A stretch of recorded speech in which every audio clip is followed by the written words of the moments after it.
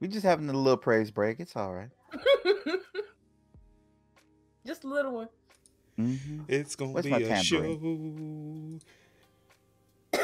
Why am I still not here? Where did I go? I swear I was here before. He's disappeared. I did disappear. I mean, we're all good. I mean, me and Sin are good. So Anka's not here either. You know what? All right, I gotta fix the waiting screen. It's working in the regular show screen. So we're gonna start here. What's good, everybody? It's your boy Mark Summers, Major Linux, and it's time once again for Tech Talk Thursdays for the week of November 12th, 2020.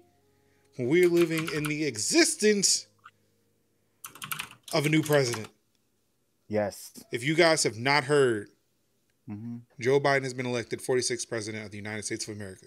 And the new vice president. Oh, yes. First woman. First black woman. First Asian American.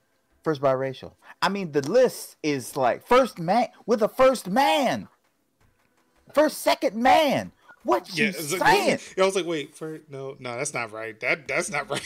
Yeah, like, oh my God, oh my God, don't look, wait, everybody, don't step, because there's so much glass from the glass ceiling that just broke. Oh my God, things are happening. What you say? And clap of praise. I already knew that. Yes. But yes, young and boy, you have noticed there's a quartet. Of course, I'm joined this week and every week by KKS Gaming. I think I'm putting your boy Kev. Of course, when he's not on vacation, I'm joined each and every week by Sinziak. Am I good? Still good here? Yep, you good? Fantastic.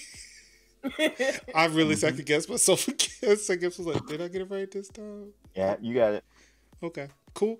And of course, back by popular demand. Yes. 3 weeks in a row, of course, because we brought her on. Because who we did not do that? The OG, the GOAT. Yes. Idios and Anka's in the building. Yes. What's good, everybody? How are y'all doing? How is your week? Long. What you that?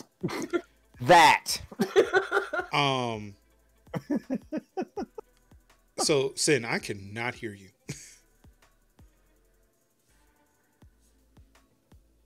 Uh-oh. Sin, you muted? Test. There we go. Am I muted still? No, you can hear you. All right. So I was about to say, I'm out here kind of fueled by spite, but we're gonna get through this. We're gonna get through this week. We're gonna get through this week, if and for no other reason than I'm like, I have things to do. I hear you.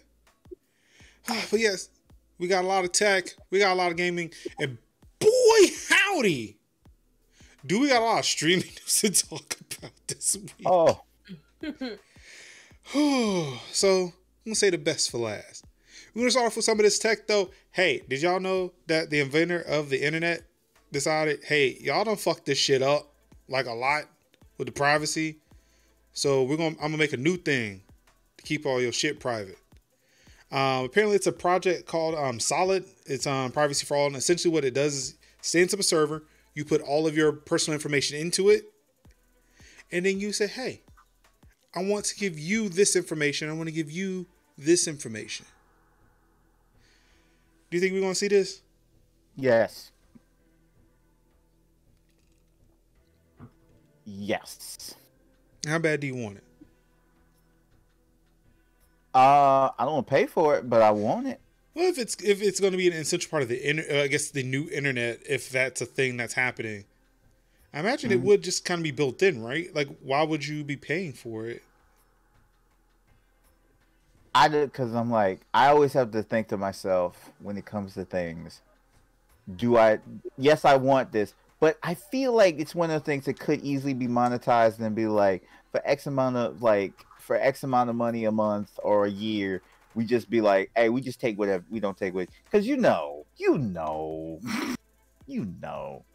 So if it's baked in and it's open source and I'm like, yeah, we can. Oh yeah, just not all that. Yeah, sure. But Sundar, Tim, Jeff, Mark. Okay, Yeah. Mark though. Jack. I have words for Mark this week. Go I on. have words for Mark this week. Go on. Go on and go off, man. Oh no. See, not Mark Zuckerberg. This person hasn't violated our policies enough yet to warrant banning them or removing their content or removing that person from the platform. Not when you're talking about Steve Bannon. Not when you're talking about like this extreme right person who has literally called for two very particular political figures to just have their whole heads removed on your platform. And you said, but they're not violating policies. What are your terms of service exactly? Because I know that I can bear, like, you can't, there are so many things you can't post, but apparently you can just be like, people should just not have body parts attached and not violate the rules. How much money are they giving you? What are they doing after hours? I have questions. That is. I mean, their mere existence in just talking brings traffic to the site, serves ads. They get paid that way. Mm-hmm. Like they paid to just not do. They get paid to not do anything at that point. Like they admitted as much. And then you're over here looking like ashen and zombified when they pull you up in front of Congress and go, okay, well, why did you let people do that on your platform? You knew that was messy, right? Mm-hmm.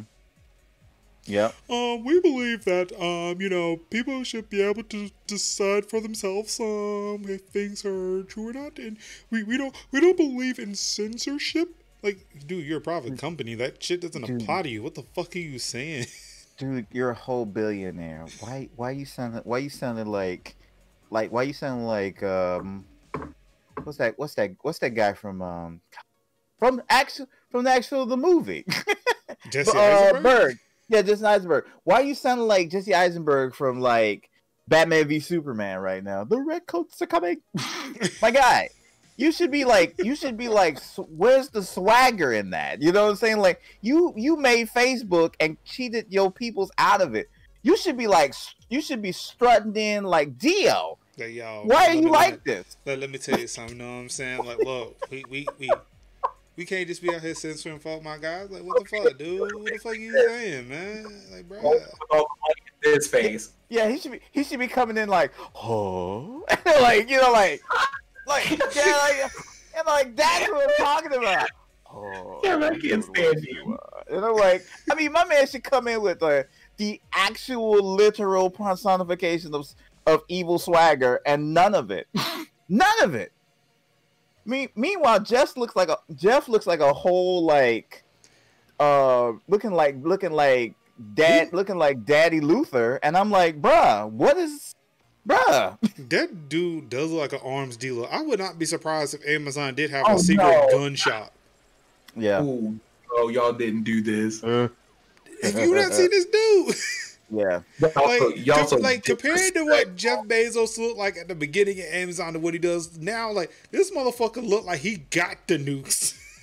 Yeah, he's like the U.S. does not have the U.S. outsource everything, including the nukes, to Amazon. He's working on a deal with Algeria at this moment. Like, hold on. Mm-hmm. Yes. Send that money to my Swiss bank account. Mm-hmm. Yes. I'll be sending the boats. I'll be sending the tanker to your location. Yes. Like, come on, man. The nukes are literally in the cloud. I mean, he's pretty much a run down from Destro from G.I. Joe. So that's why I'm putting all my faith in Sundar and Tim. I still kind of trust him a little bit more than I do Zuckerberg and fucking Bezos. I mean, he's the likable bill. He's one of the few likable billionaires. Yeah. Like Tim, yeah. I'm okay with Tim Apple. Mm. Also, are we gonna retire that when Trump leaves?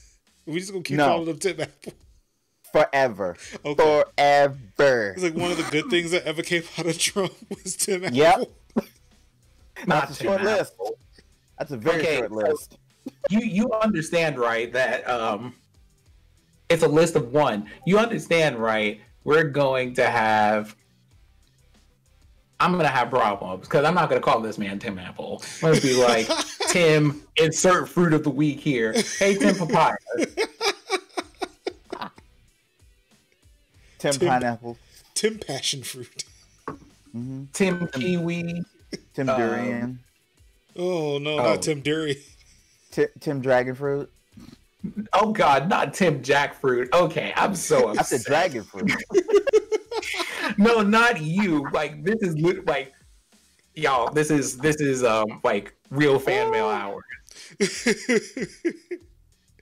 But yeah, so again, the inventor of the internet, Tim Berners-Lee, is like, yep, I've had enough of people losing control of their private data, so I'm gonna do something about it. And apparently he's making some steps to do it. Mm-hmm. There's one instance of it already existing. It's an enterprise service available for purchase. Pricing has not been disclosed, but apparently somebody built it. It exists. I can't wait to build it in my house and then get it to destroy Netflix, like this other project I was working on. But we won't go there. I thought for a second you said Enterprise, like the car rental place, was for sale. I don't know where my mind is right now. Man. Oh. Man. Ma'am, this is a Wendy's. I'm gonna need you to bring it back to the conversation we're in with too. But she focused. Man, Focused why on dragon fruit. She just focused on dragon fruit. But speaking of privacy, Yes. and wanting to get it back, the EU, our dogs, the people we were like, yes, let's be more like the EU, done fucked up. Did they though? I don't think they did. Well, they're looking into it. The EU is looking into breaking end-to-end encrypted chats, which I feel like if you were entertaining that thought, you done fucked up. Because once you enter it in, people are thinking, and that's the thing you don't want. Okay, so like, okay, we have to give credit where credit is due. When I read that title, I'm just like, see, get that shit the hell out of here, right? Because normally I'm about that encrypted life, Right. Where it makes sense. Although I obviously don't have encrypted everything because I haven't reached that point yet. What I need to will be there, but the reason that they were looking into, like, the thing is, it just says that they may be looking into it. The information that we have that got leaked said they were looking at stuff to bypass security protocols, which most governments have anyway on one level or another. But also, the reason that they were doing that is because, like, so people got together on a thing that had like heavy encryption on it from end to end, and they used that to organize something that ended up with a lot of people being dead. So maybe we should look into being able to get around that when we need to get around that. It is like, it's one of those things that it's always that kind of double-edged sword of everything about technology when it comes to encryption or anonymity or anything like that. People can use that to protect themselves and do incredible good, but, you know, here we are being humans, and if this election is any indicator, we would just also do some incredibly fucked up stuff for no particularly good reason, except that it was just a day that ended in Y. And, you know, when you have that going on, you have to go, well, how much do we leave that open versus trying to figure out ways to circumvent it when we need to circumvent it? And of course, you know, someone went, hey, let me just go ahead and put this on the internet and put out a whole bunch of speculation with very little context about it. It bothers me. So I mean, I get that, but a lot of politicians will sit there and justify breaking in encryption because terrorism or because children. What you mean this here in is, the US? Well, anywhere, because there are also populous people. There are very populous people in the EU as well. Yes. This is like, that's just that first step. If we look back to what was happening back in 2015 with the San Bernardino shooter, they were talking about this. Like, this has been covered extensively in the US. Right. The thing that they are asking for is a backdoor to try to thwart terrorism. What they fail to realize is that hackers are very fucking good at their job. Yes. And they will, like, as much as you think you are keeping that key secure, if you weaken anything, anybody can get access to it. So it's one thing if you're sitting there trying to say, yeah, we need to thwart terrorism, so we need backdoors. Also, if I create the backdoor, that means anybody who got the keys or just enough sheer will can get into that door too. And that's not what I'm willing to compromise. Like, I may be the good guy who isn't doing the terrorism, but because that backdoor exists, anybody who wants my shit, and if they really wanted my shit, they can get my shit. Right. Not to mention the fact that the people I necessarily don't trust a lot, you know, government, for one reason or another, because reasons. You mean because obvious reasons? It's not like we don't run into people in high governmental authorities. Hold on, wasn't it last week that we were talking about a person who like logged in to like the president's whole like email account and some change? Or wait, no, their social media account with like with a password that had like 9 characters. MAGA 2020 exclamation point. Yep. So again, if there's a will, there's a way for people to get access to shit that they shouldn't have. They shouldn't have to. If I'm having encrypted communication with somebody that needs to be private and secure, having that back door, whatever reason you ask for it, should not be there. Should not be there. It's a slippery slope. I get why. Right. I get why they want it. Yes. And sure. And if there was a magic solution to where only the right people got access to it, sure. But even me here for dumb shit can figure ways around things that I'm not supposed to. I can capture HDMI signals off of my PS3 because I bought some random thing that splits an HDMI signal, which also strips HDCP. So I can start recording Netflix to my heart's content and start uploading that shit to a BitTorrent site. Yep. Again, just because a tool exists. Not that y'all heard that he could do that, and certainly not that he would. Exactly. But hey, that's a thing that, you know, you could do. Even with these new consoles that are coming out, you know, you record that 4K content. I mean, yeah. But yeah, not that I would do that or condone somebody doing that, but hey, again, weak points that exist will be exploited. YouTube-DL was kicked off of GitHub because a small fraction of people were downloading YouTube videos illegally for whatever reason. Never stopped, in my opinion. But they still doing that. Still doing that. So again, like just because something exists for the good of something does not mean that nefarious actors will not come and abuse that. So again, I see why they're asking for it. I totally get it. It will probably make, you know, law enforcement jobs a lot easier if they can get access to that really quickly.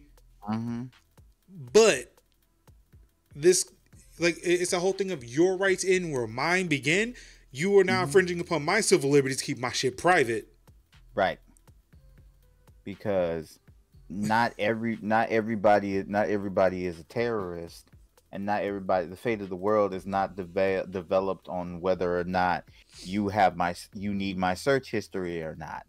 So when you literally open up that door, you don't know if the good guys are going to be able to do that. It's the whole argument about the only thing that fights a bad guy with a gun is a good guy with a gun. But yeah, who's the good guy in this scenario?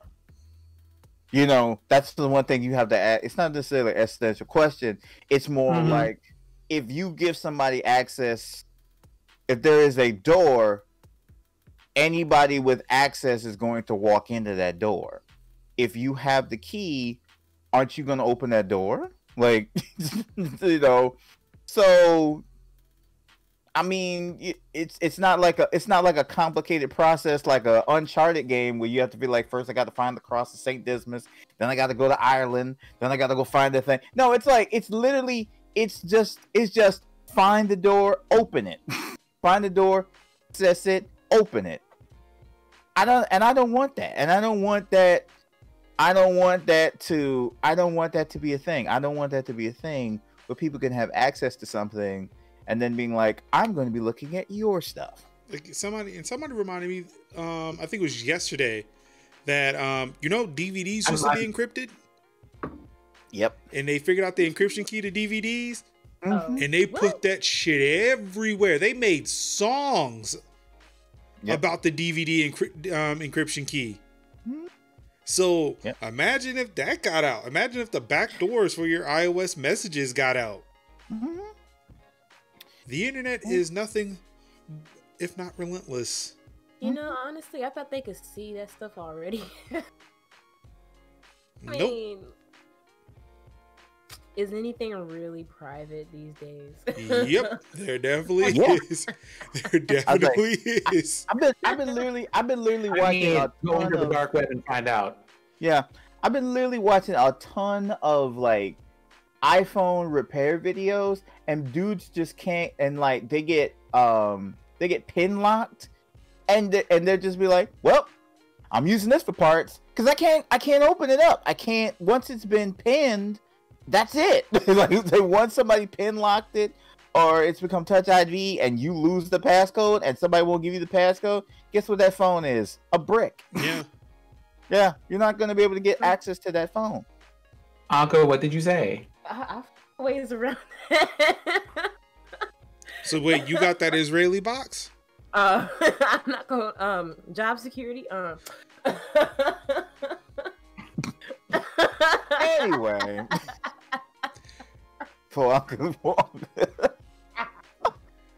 I'm just saying. We better stop before G-Man pops up at Uncle's house. I'm about to really dip into my savings right now. Y'all was talking about flexing. Watch me. Before y'all end up being a mess, because we don't need to have this person exposed and have people suddenly blowing up her DMs like, so I heard you have a certain set of skills. She flexing like twin cobras. I heard you got this box, okay? Skills that I have acquired over a certain time. I was like, Brian Mills, a particular set of skills. What's up? Anywho, yeah. I get EU. We've seen this before. We get it. We love you. Yeah, we get it. You gave us the GDPR, and it is amazing, and I wish the US would adopt something like that. True. But this is one thing that the US has done that you do not want. Don't do this. You think you want this. You think you want it, but you do not. You don't want this. You don't. You don't want this. Let us tell you, you don't want this. No. But we get it. We get it. New MacBooks new Mac products were announced this week. Apparently, they're all using the Apple Silicon, the M1 chip, the MacBook Pro, the MacBook Air, and the new Mac Mini. Of course, this is using their again the M1 chip, the new Apple Silicon. Apparently, Apple is fucking done with Intel because Intel's on some bullshit, as they've been for several years. Good. The one thing I find interesting about a lot of this is they are saying that this thing will outperform a wide range of Intel and AMD laptops. And I don't know I don't know how. Yeah, I'm gonna need them benchmarks. Like somebody provided some Geekbench, and apparently they were beating something. They were beating like other MacBooks. But they keep saying, yeah, you can play games on this. Like, no. I mean, iPhone games, sure. Like, if Richard Ledbetter tells me it's good, then I'll go along with it. Other than that, I don't think they actually test MacBooks. I think for me it just feels like this is beneath them because if it does not have a discrete graphics card, then fuck you, get out of here. I'm sorry, go ahead. I'm saying I've seen Digital Foundry like break down a lot of videos, and I'm like, I expected this from them. Like, so having them like test the MacBook, I would like to see it.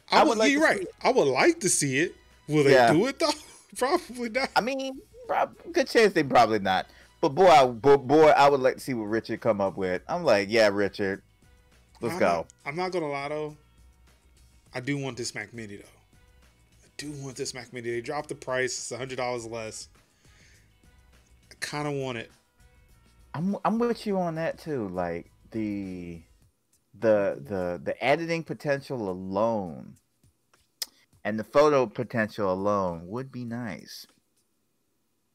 And then all I just need is like a Vesta mount for the Mac Mini, and then like attach it to my monitor. So, that would be affordable nice. Considering what? Yeah, Mac. Everything else is expensive. Yeah, the Mac Mini is the cheapest computer they have. Right. Yes. Clearly. Yes. Like, I mean, that's like down payment on a car. Yeah. Yeah, if you want to dabble in a little Mac, but you don't want to break you don't want to be eating ramen for the next couple weeks. Oh no, I'm sorry, months. Yeah, Mac Mini is not that bad. Mac Mini is not bad. I mean, because they're not providing a display. I don't know if it comes with a mouse and a keyboard. Like, I don't know what comes in a box with a Mac Mini. You can buy a mouse. I mean, like, I've got shit here. Like, yeah. Like, my MacBook Pro is like a desktop most of the time now because we're working from home. So, like, yeah, it all it is like tossing the MacBook out and just putting the Mac Mini there. And I'm down a screen because, like, the MacBook was like the third screen, but that's fine. I'll deal. Yeah. I can deal with that. I kind of want this Mac Mini, though. Like, I don't play games on my Mac, so like it's whatever. I don't care. I just yeah, just for like day-to-day stuff and like editing and like photo editing stuff. Because sometimes I usually dabble a little photo in a GIMP. And that's the thing too. Like they were touting a lot of photo and video editing stuff for the M1, and it's not like there are different performance SKUs of the M1. It's like, no, it's just this chip is in the Mac Mini. This chip is in the MacBook Pro. This chip is in the MacBook Air. Like there's no difference. Like it's weird. It's really weird. It's like, all right.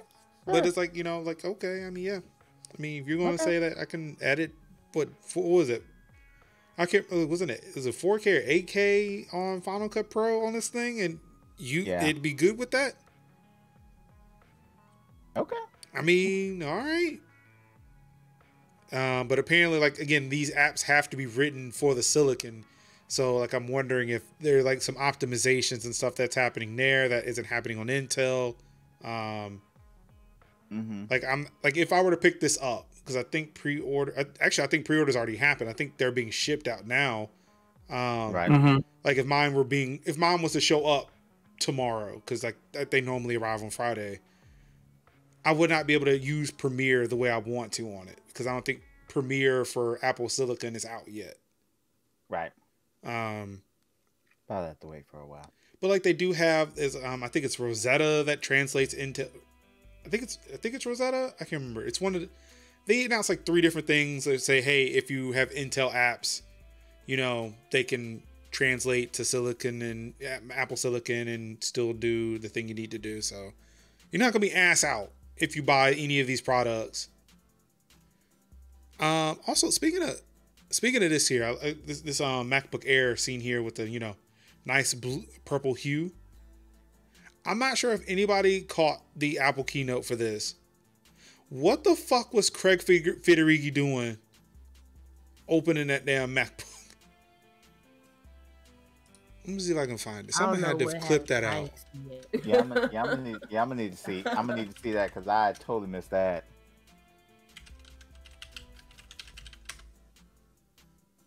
I missed so many things. There we go. I'm gonna I'm gonna pop that into the chat for y'all so y'all can see that. But I'm gonna play this for stream. Yeah, I watch along with the stream. So essentially what he's doing is showing how quick this laptop will come up from sleep.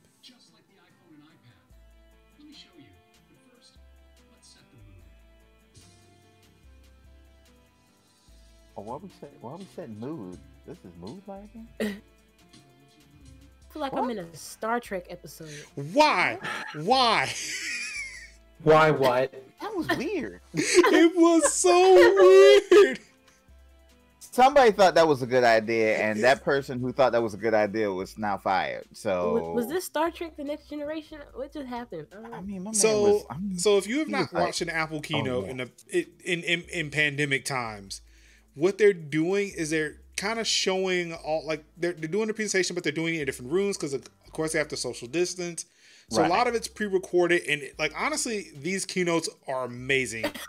Yes. I don't watch them for the products anymore. I watch them just to watch them like zip all around the Apple spaceship, and it's so fucking Yep. cool. There are people on Like- fucking roofs and shit. Yeah, I'm like, still oh not my sure if they God. got Lisa Jackson off that damn roof. Lord, I really hope they got Lisa Jackson off that roof, because that was like, it was literally like, why are they putting that lady on the roof? It's like, what? Oh. No, nobody should be on the roof to show the solar panels. Like, no, that's not no. To show the solar panels and to tell Oh, you there's no we're not bricks. visiting that, are we? So Yeah, so it's- the room that Craig Federighi was in was their system engineering room, where they developed the chips for their phones and laptops and computers and stuff. Oh, Yeah. wow. Okay, hold on. A quick note from chat. We have a note from chat here that says the cinematic value of keynotes, I'm assuming Apple keynotes here, increases by the year. You want to know what? I feel like it's the increase in cinematic value relative to the value of what they're actually putting out most of the time. Mhm. I have to. Cinematic value, our phones have different colors though, and that's the T. Like literally. You know, don't let the production value of these keynotes like fool you. Like these bad boys are run on the cheap, because I'm gonna tell you right now, they don't have that. They basically, everything is edited in house. Obviously, everything is set in house. Everything is filmed in house.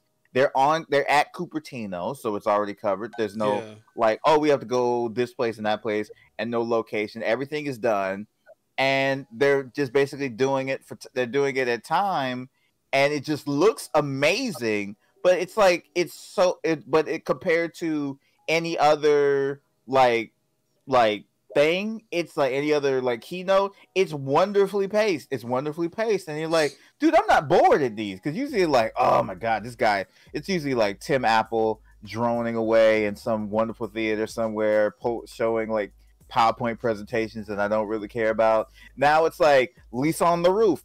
I'm like, why is Lisa on the roof? Okay, that's great. Can you get Lisa off the roof, please? And then you see like they're opening up the briefcase, and it's got the iPhone Mini in it, and like the Mission Impossible theme is playing, and I'm like, that's cool, and I'm not bored. And like that moment right there where it's like, okay, that's kind of creepy and weird, but guess what? I am not bored. Exactly. Like, You wouldn't have got that at a keynote in person. Sure enough, wouldn't have. I It wouldn't have would got look it. even more weird. Yeah, and so guess what? That when this bad boy wraps, guess what's gonna happen? That all of that's gonna continue. All of that's going to continue, because of course it is. But yeah, like I don't know. If we're gonna talk about these damn keynotes, like I'm really curious as to what the future of these keynotes will be once we can go back outside. Mm-hmm. I don't think. I'm gonna I think- miss them. I don't I'm think gonna anything- miss them. I don't think it's going to change that much. I really don't. Like we But see, might probably get. But see, what Probably happens if maybe- they have to go in? I mean, they bring the press back to Cupertino. Are they going to go back to what it was in 2019, or what are we doing here? I don't think so, because I'm like, I think it's like this is a good approach. This is a good approach, because again, you're still getting the coverage, and it's because what happens in Cupertino is, you know, press gets there, press gets there, they go around, they're touching it, they're holding it, they're looking at it, and everybody still get the review things. Everybody makes people have to go there and make content and do that. But pandemic hits. What is everybody doing? They're watching the keynote, they're making videos, and they're still getting the review units. What has changed except trucking our asses over there to like Cupertino? Right. So, my question is, when the pandemic is over and we're able to travel and do what we were doing in 2019, do they continue to make these videos? I think so. I think so. Because it's like, it's the one thing about doing these things is everything is set in ideal conditions. In keynotes, you're like, how does this, you're thinking like, oh god, because you've seen the failed tech demos. You know what happens when they like try to like click on something and it doesn't work. You've seen what happened with Stadia. Like you clicked on it and it was like, sorry, that request didn't work. Please try. Yeah, that person worked. Try again. Like that. It's like, yeah, what Uncle says. It's like, but now it's like, here is you get all of the flash and dash, and you get all the talking points and you get to see it. And you're like, oh. Mm-hmm. I mean, once it's done, then you're gonna be like, there's no reason why you can't do it again.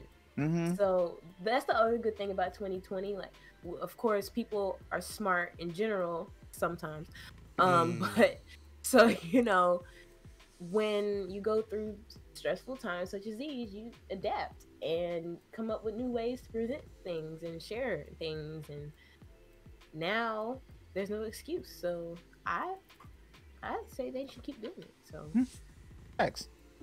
Me too. Sim, what do you think? Should they still keep doing these keynotes, or is it a wrap? I have specifically decided I have nothing to say about this article.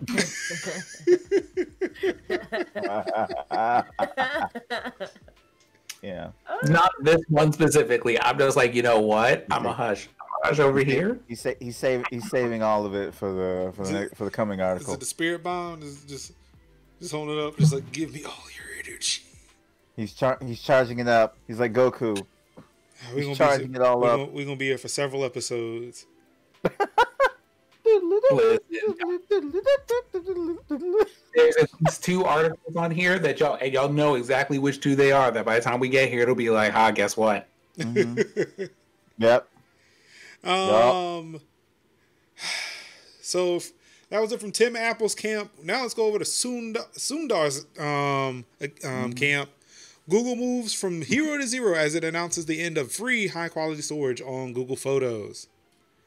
So, on the one hand, I'm just like, I don't know why y'all are mad. It's not like they haven't just went, oh, look at this pet project that we had for like ages. I guess we could just get rid of that too.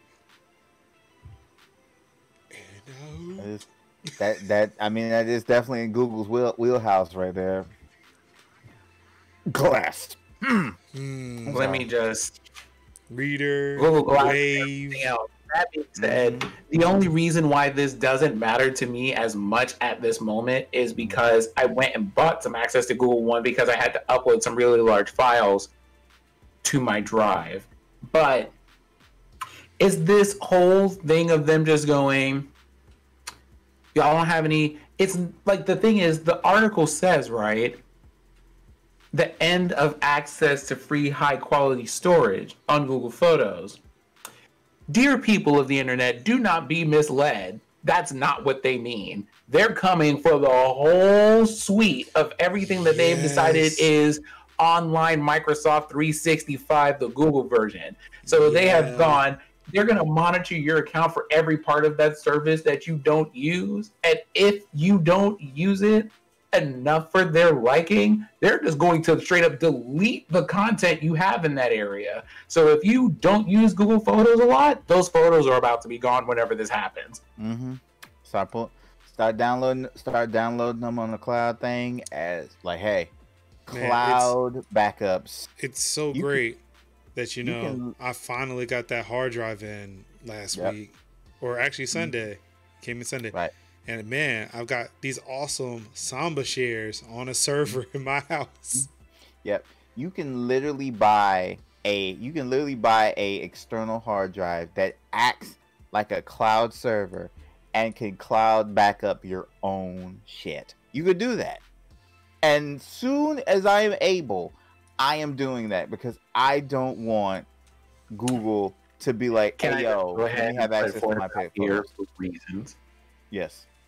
That there are a couple of things that I am aware of in the works for just like online storage stuff, but also I would like to make the audience aware at this moment that Major Linux, that would be the person in one of these top squares, is also your friendly neighborhood. Where do I get this storage stuff from? How do I get this in order? How do I set this up? How do I create redundancy? Or if we can break that down, how do I make sure I have multiple copies of these things so if one form of the storage goes down, I have backups of my backups? That's the person to talk to. I just want to put that out as we have, because y'all have until June. So like 7-ish months to get your life. That is all. Yeah. Keep in mind, this is the Storage Tech Thursdays podcast.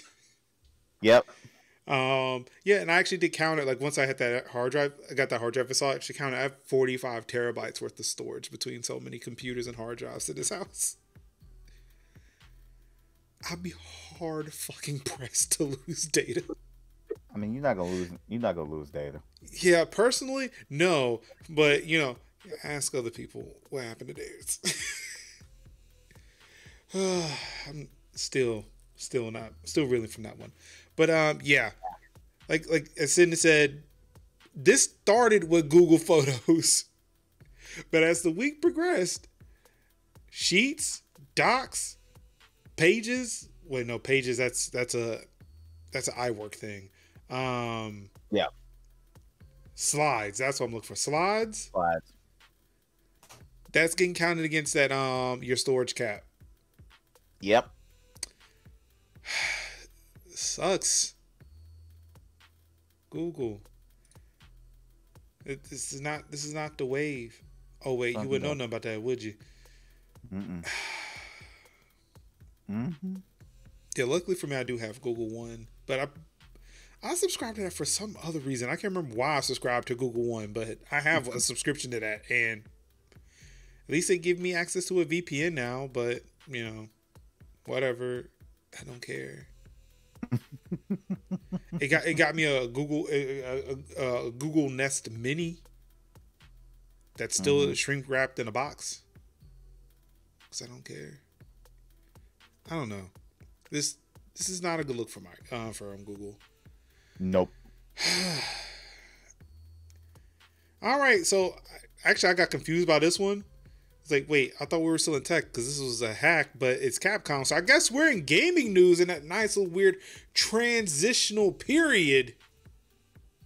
Remember when we talked about Capcom telling you that they might have gotten hacked last week?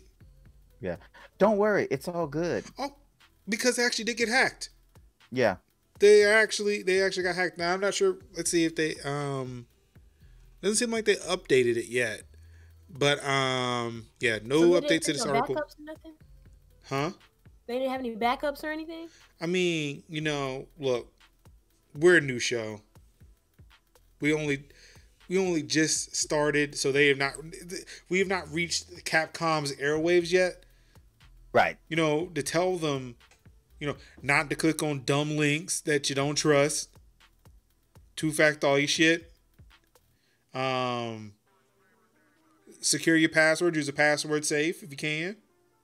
And our new one, make sure you have enough storage. Make sure you diversify your backups so that way shit like this does not happen. All these. In the year of our Lord 2020, you should not be falling for ransomware attacks, or if you accidentally happen to, not have a place to back up your data. Period.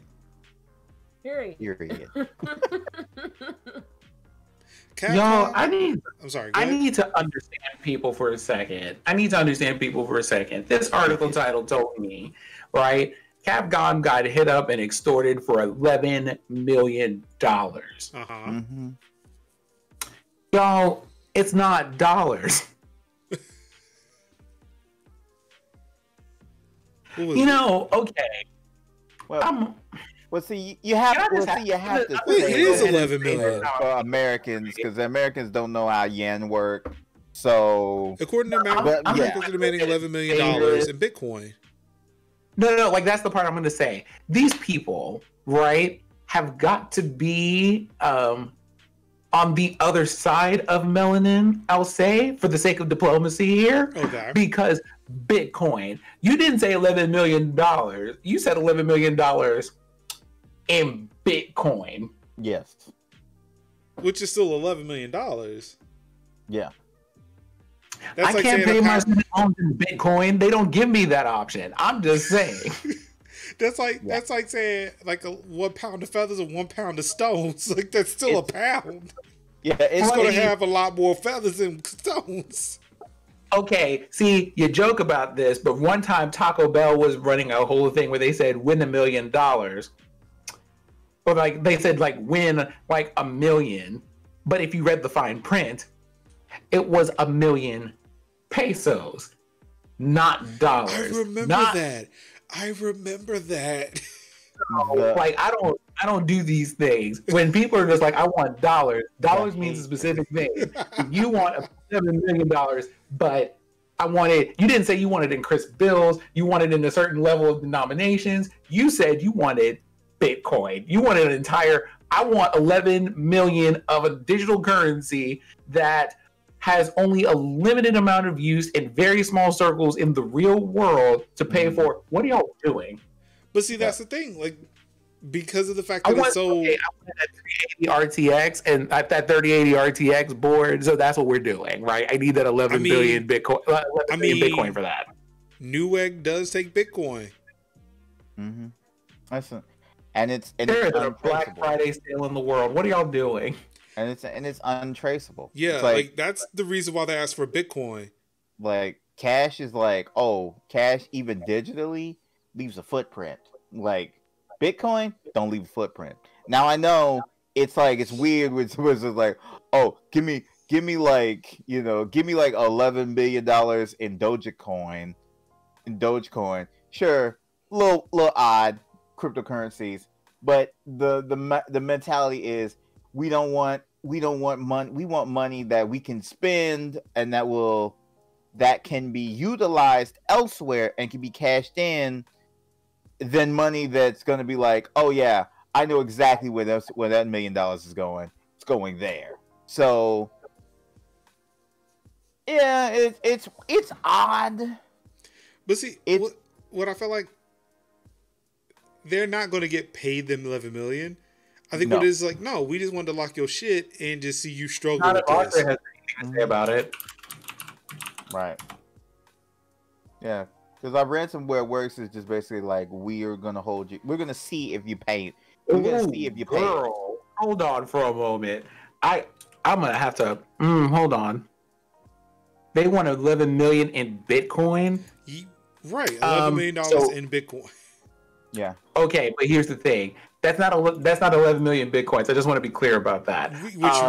I'm aware. Yeah. Oh, girl. I'm waiting. I'm waiting for Kevin, that face you just made means you did the same thing I did by looking this up. I didn't look it up, but I think I'm getting it. I want to. Okay. Okay. What are you looking at? Wanted 11. Hold on. Yeah. $11 million worth of Bitcoin is. Hold on. Is that correct? I'm still waiting for this math to be done.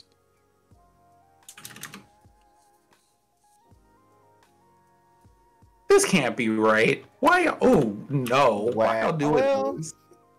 This is great. This is awesome audio. Yeah. Like I'm just waiting so I can actually say what it is. So or that somebody says it. Yeah, so 11. So they 11 want million. 704 bitcoins. Right. That does not sound like a lot. But again, $11 million does sound like a lot. Mm-hmm. Again, it's the whole pound of feathers versus pound of stone. It's still the same. It's still a pound. You just have more of one than the other. Right. Like significantly more so. I don't understand. Yeah. It's just odd. I mean, again, it's like again, like let's look at yen. 500,000 yen is $500. Someone literally wants something on the dark web. That has to be it. Like, there's no reason for this. I mean, why rob a bank? Of course you want that fucking money. I mean, there's nowhere I can actually spend $1 million in one place without people definitely asking questions, or I ended up like shot in a ditch somewhere. Son. So yeah, like I don't know what they would spend $11 million on, but you figure it out. Yeah, mostly how these guys act is they usually go about they'll trap the individual, and then they'll be like, here's an amount of money that we need, and then you have to decide, and then once we've got the money that we need, we'll facilitate that, and then we send you like a key that, and I use key in air quotes because most often than not those keys do work. Sometimes they don't work. They're mostly scam. It's mostly a scam. It's a virus. It's a scam wrapped in a virus, and that's usually how that works. So most times you may get it back and you unlock it. Sometimes you pay the ransom and you don't get anything back from it. And I've dealt with ransomware stuff before. With the gym, I think it was like when a gym got it and they were like, "Oh, we don't do it," and I ransomed. And I was basically like, "Did you do backups?" And they were like, "We did backups. Are they off site?" "Yes, they are." And we just said, "Okay." And I ran the software, and I ran some software that I knew could get rid of it. Got rid of it, and we only lost like 30% of files, and we didn't pay the ransom, so we were okay. Like, it's just if you just do your due diligence, you won't run into that. But surprisingly enough, people do, and they end up paying because they don't have offsite backups. They don't do their backups often, and it's usually when it happens, who are affected? Hospitals, government agencies, and companies and businesses. They are the ones that are affected because they have to pay, because these files are part of our livelihood, and we need to we need them back, so we end up paying, and that fosters that. So you just have to do your due diligence when it comes to these things. Don't be clicking on links, no suspicious links. Like, I swear I get like a PayPal, like, there's something wrong with your PayPal account, click on this thing, and it's literally like, hello, like, user. If it's they like would just support at PayPal. Yeah, it's like support at PayPal. Yeah, it's a support at PayPal at. No, that's not it. It's support at PayPal. That's it. That's the email. It's support at PayPal.ZAXB94834 thing at zport384.com, and that's what I see, and I'm like, nah. But if it was my mama, we'd be ransomed. It'd be locked up, because I'm like, that's what I'd be saying is, no, don't click on it. I tell my people, don't click on nothing until you show me first. Take a screen. Yep. Take a screen cap. Email me the screen cap, and then all of a sudden, and then let me look at you.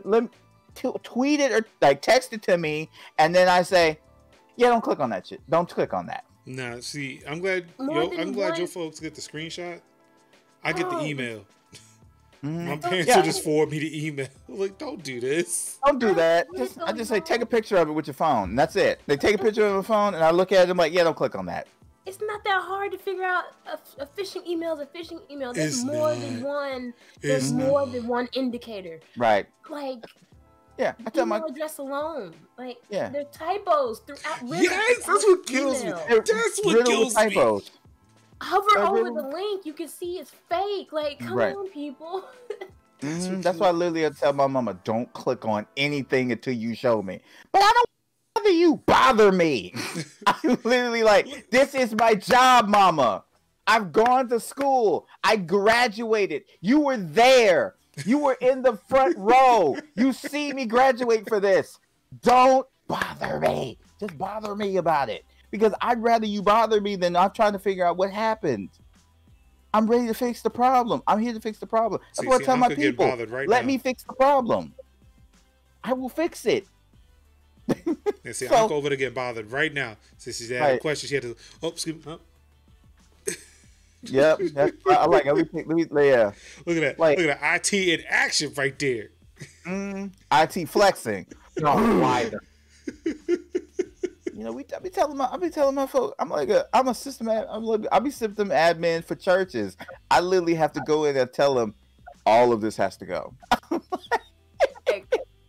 The Lord is not pleased. I'm like, sorry. I was like, Pastor, I love you, but 2-factor all this. Like, okay. Like Kevin's like, no petting things unsupervised. Yep. I started tripping because we told them they had to use at least 15 character passphrases. And they're like, I'm not going to remember that. Okay. Good. Type in John 3:16 as your password. Not John 3:16, but the Lord. Ooh, I'm gonna stop because I'm about to tell him myself. Uh-oh. You don't know John 16. Ooh, it blanked out for a second. Don't sit here and wait for me to try to remember it. It's gonna be a minute. I'm gonna be like that's in cold storage. We have to pull that. We have to pull that tape out the vault. You got to pull that. You could have defaulted to Psalms 23. Psalms 23. The sad thing was that was the one I was about to say for John 3:16. Yep. See, it's got to pull from long-term storage. Look, that was the wrong tape. The wrong opens up the archives. We got to go to the archives. Got to get the codes. Let me call Iron Mountain real quick. Yep. It's exactly what's about to happen. Woo! I tell you. It's so bad that iOS is kind of temporarily removed the Bobble app from my phone.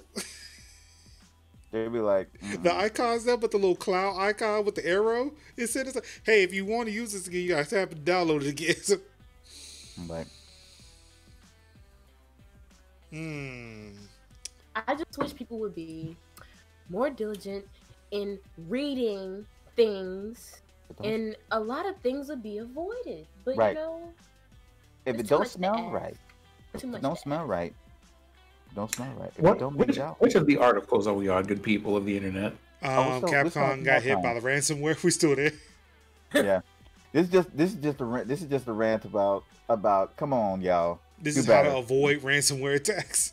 Yeah. Don't be clicking on rogue links. Working through. Yes. So that's why it's hitting a nerve for me. I'm tired of these people.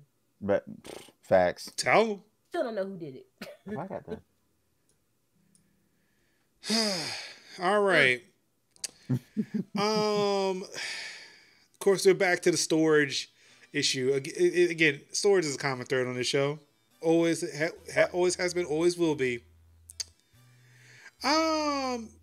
Sony's exploring ways to let PS5 users store PS5 games on a USB drive and a firmware update. That's right. You heard right. Yep. The PlayStation 5 does not let you offload shit. Nope, not even. I literally, for the life of me, like, I've been trying with the PlayStation 5. I really have been trying with the PlayStation 5. I'm like, when it was like, okay, the 825 is now 667. I was like, I'm a little mad about that, but it is what it is. I'll go along with that. The fact that you can't put an M.2 SSD in there, even though there's room for one, okay, that's fine. I go along with that too. But literally, the fact that you can't move games from the USB and just let them check, like what Microsoft is doing itself, which lets you do like round robin on the games and be like, yeah, I'm gonna put Like a Dragon away for a while, and I'm gonna put Halo back on it. I'm gonna move this game here, and I'm gonna bring this game here. My PlayStation won't let you do it, and for what? In a future firmware update, when? Next year? Like next year? Is this? They're waiting like end of Q1 21 probably. Yeah, probably. Yeah, 2020. I was like, this is 2020. We might not like this is 2020. We may not get to 2021. Fix it now. I forgot we were in 2020. Yeah. I am all the way over here and talking off screen because I had to have a sit down. I am so upset. Like, y'all, explain this to me. Y'all came out here and decided to make a machine that couldn't even hold the games that you had, so we couldn't have more than one game at a time. And then you're just like, maybe we'll figure out a way to let you use a USB drive. We could have just put a larger hard drive in there in the first place. Duh. Right. Teach these. But see, Teach so it's like, so Mr. Invis says the catch system is not easy to do well. Would honestly have them get it right before they get it out. Yeah, so it's not so much of a caching issue. It's not so much we want to play the game off of the hard drive. We know that we can't. We expect that we can't. That speed on that disc is not that speed on that USB bus on that disc. No matter what you plug in there, is not going to be fast enough. We get that. We understand that. We understand that. We accept it's the fact that, again, we were talking about cold storage. It's that whole bit of just moving it off to the side. It's like when you got SSDs on your computer and you got spinning drives too, and maybe you want to play GTA 5, so then you put it on your SSD, but then when you don't, you move it to your spinning drive where it doesn't move as fast because you don't need it anymore. You don't want to re-download it. You just want to move it between drives. We get that. And Anka, Xbox ain't without fault. Actually, no. Nope. Series S. Xbox is not without fault. The Series S. I mean, but that's Series S. We either have people who didn't know enough to put better storage in the system, or people who don't know you're not supposed to use a vaping pen with the system when it arrives. So I don't know which one is worse here. I mean, some of it's just idiots being idiots. Can't blame Xbox for that one. No. But Anka, no. Stop it. Look at that water bottle start spraying. It's like, no, Anka, no. Simi is not lying. He has never lied. Xbox wouldn't pre-launch, in my opinion, because of the way they marketed themselves. It's not without fault, but I think the fact that they came up with basically kind of a phone plan for. Yeah, okay. Again, that all access thing, I love it. That's a good idea. That's the best idea. That's listen. The one thing that you want to do is you want to get Xboxes in people's entertainment centers. That's what you want. And by letting people say, like, okay, you pay 2 years, let's just say $35, because ain't nobody getting ass. But $35 for the X, right? A month for 2 years, right? And that covers the console and Game Pass for 2 years. And no upfront cost. All you just have to do is just start paying. Boom, you got an Xbox One X. You know, Aaron's Rent-A-Center, they tight. They're very. I mean, they're very tight. Yes, they're tight. Very tight right now. Because it's like, damn. Now we can't overcharge people. We can't overcharge people with like triple the console. We can't make double for one console. Damn it. We're salty. Oh, Mr. Invis, I agree. Xbox isn't trying to be their own thing. In my opinion, they are making an ecosystem for themselves, not only on Xbox but on PC too. I don't know if this is true, but the fact that they started adding PC and mouse support for games like Fortnite. Oh yeah, like Microsoft is a software services company first and foremost. Like the fact that just like every software company, they're making reference hardware now. Google has the Pixel. Microsoft has the Xbox. Like, it is what it is now. Like, Facebook makes fucking communication devices. In case you forgot those exist, Portal. Oh yeah, I forgot about Portal. Again, like, yeah, you're right. These software platforms, these web platforms, are making physical devices to kind of make it easier to use their services. That way, you don't have to try to figure out how to integrate it into some other device. Right. So now, like, Xbox is trying to get into that Microsoft game of, Microsoft's trying to get into the Apple game of creating that ecosystem to where Xbox is that one-stop shop for you. Microsoft will be that one-stop shop. Right. But yeah, you're absolutely right. Yeah, they don't care about the hardware as much as they used to. I don't think they actually cared about it at all. That's why, it's weird for people to have like console wars now, because like, man, Microsoft don't give a shit about Sony. Sony out here doing the absolute most and the absolute worst.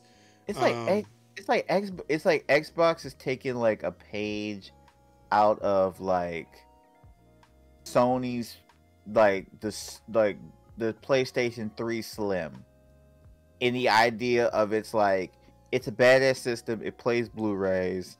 And it's nice, and it does not, and we not really competing with anybody, and it's priced well. It's that when the PlayStation 3 was $299, that right there is Microsoft, because it's like saying we have the hardware, we have the software, we're rocking it, and we're priced accordingly, and you're gonna love us because yes, of course, like that right there. That's us. We are Sony PlayStation, $299 PlayStation, right there in that nice, comfortable zone of yes, that's us. And that's why I kind of see the Series X, because every time I look at a PlayStation 3 commercial, post the crazy freaky baby commercials, past the launch stuff, but the $299 PlayStation, the Kevin PlayStation Butler 3, the Jeff Butler era. That was the era that I loved the most, because that was like, it's telling people firmly, this is what we're about, this is what we do. We're not competing with nobody. We're just trying to give you a great gameplay experience, and we're shuttling you on the games, the hardware, and that's it. Right. And that's where like Microsoft is. They're not selling you on so much on the hardware, even though it looks nice, but they're selling you on the Xbox experience of you being able to play all the Xbox games that have ever come out, all the Xbox games, and have the access to Game Pass, and be able to play all your apps, and of course also be able to play 4K UHD DVDs. So with all that going on, it's the great Xbox experience.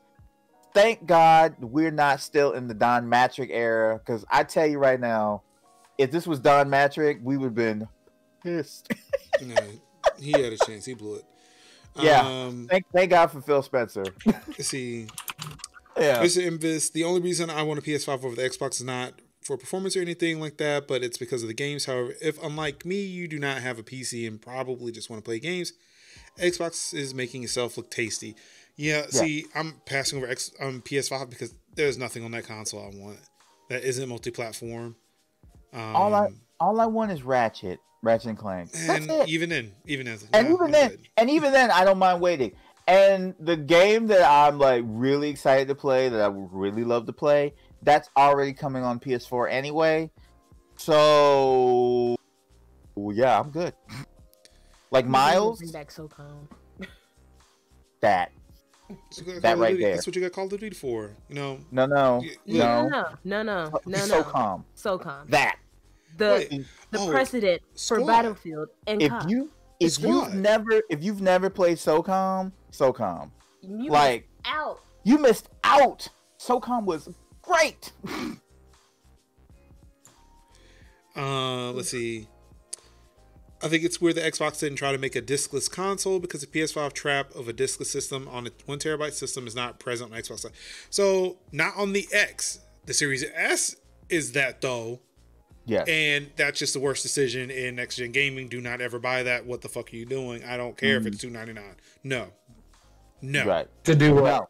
Do not buy the Series S. No. Stop that. If you want a diskless console, buy a PS5. Right. Do not settle for 368 gigabytes of storage. What the fuck are we even doing?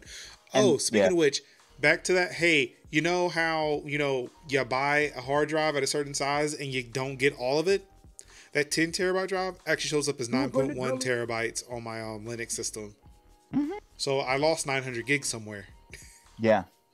Bruh, that freaking memory card expansion. I'm still upset about that. Yeah. Yeah, me too. Why? What did y'all have to put on this thing for a whole terabyte worth of? What was the reason? What was the reason? I'm so stressed. Yeah, I feel like you had to take a whole terabyte. You had to take 10% of the hard drive. You had to take a tithe out of the hard drive. I really feel like that thing. I really feel like collection plate and took a tithe out of your hard drive. Read back in the collection plate. Wait, we talking about my 10 terabyte? Oh, no, 100 gigabytes is gone. Yeah. Yeah, I really feel like that memory that 1 terabyte memory card is going to be like clearance somewhere because nobody's going to buy it. No, I think a lot of people are going to buy that because again, think about it. You're going to want that fast storage, and you're going to want to be able to keep your Xbox Series games on it. Right. Like, sure, you could offload it to the hard. Again, something you could do from the jump on a Series X and a Series S, right. But the thing is, some people may not want to do that. They may want to expand, like they want to double that storage on their X, and not have to worry about transferring games back and forth.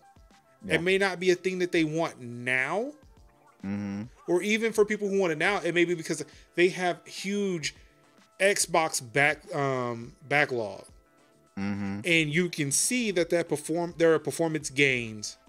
If you were playing Xbox One, Xbox 360, and OG Xbox games on the Series X.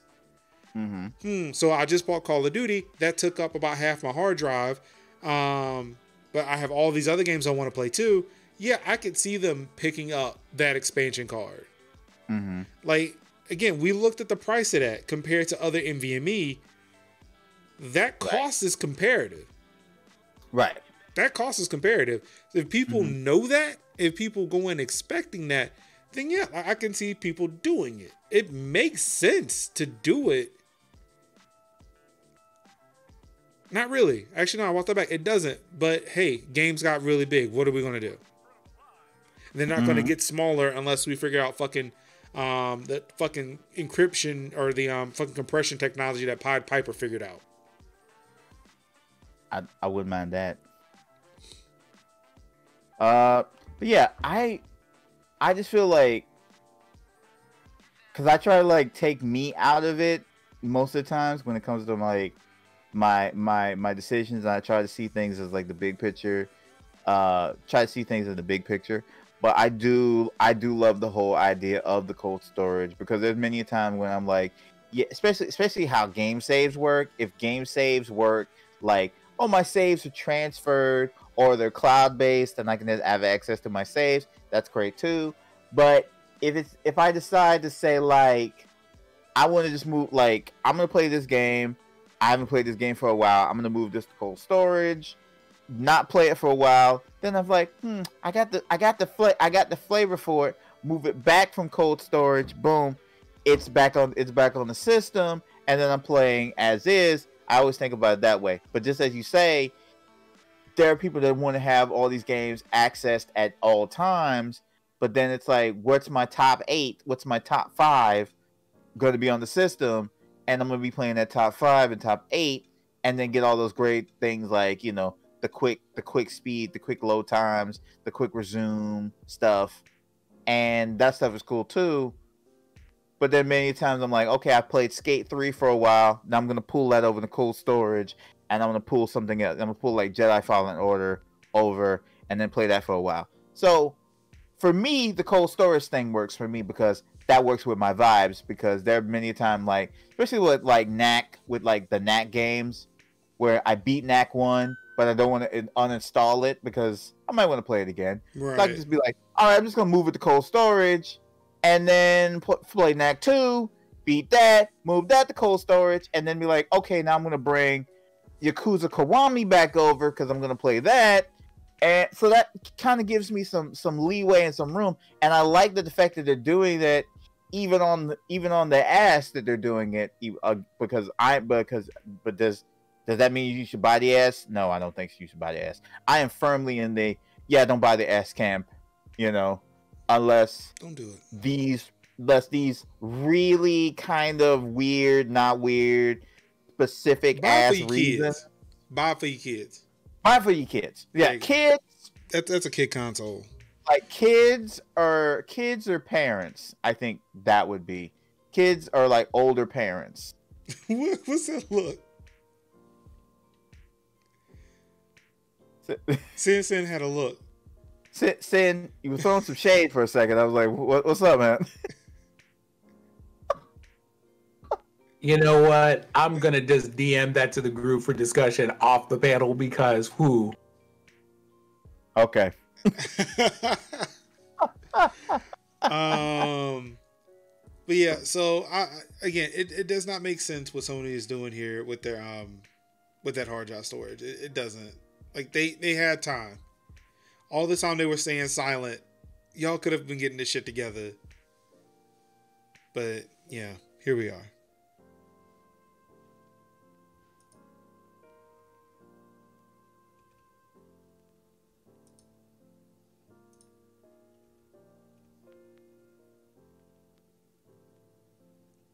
All right, yeah. Moving on. Yeah, no. Yeah. Moving on. Yeah. You'll be able to transfer your existing Spider-Man saves to PS5 Remaster after all. Boy, I tell you, the backstep that is Sony. Generations matter. Remember that. That was a Don Matrix backstep right there. Of the ages. That was a no. Well, for Sony, I guess it would be a Ken Kutaragi backstep, but okay, let's go with that. So in a new message posted to Twitter, however, Insomniac announced a change of heart. Quote, "We have heard you. In an upcoming update for Spider-Man PS4, we will add the ability to export your save to Marvel's Spider-Man Remastered. The update is currently expected to launch around Thanksgiving, several weeks after Remastered's arrival on PS5. Mm-hmm. So you Two got things. One, why did you do that in the first place? Mm-hmm. Two, where are we going to store it? Because we don't have enough space. You literally can beat the Remastered before you be able to get your saves back up. I know, because I beat Spider-Man in a couple weeks. It would take you literally the time to rebeat it again for you to be able to get your saves to carry over. Y'all not doing anything. It's just, I can't with Sony this week.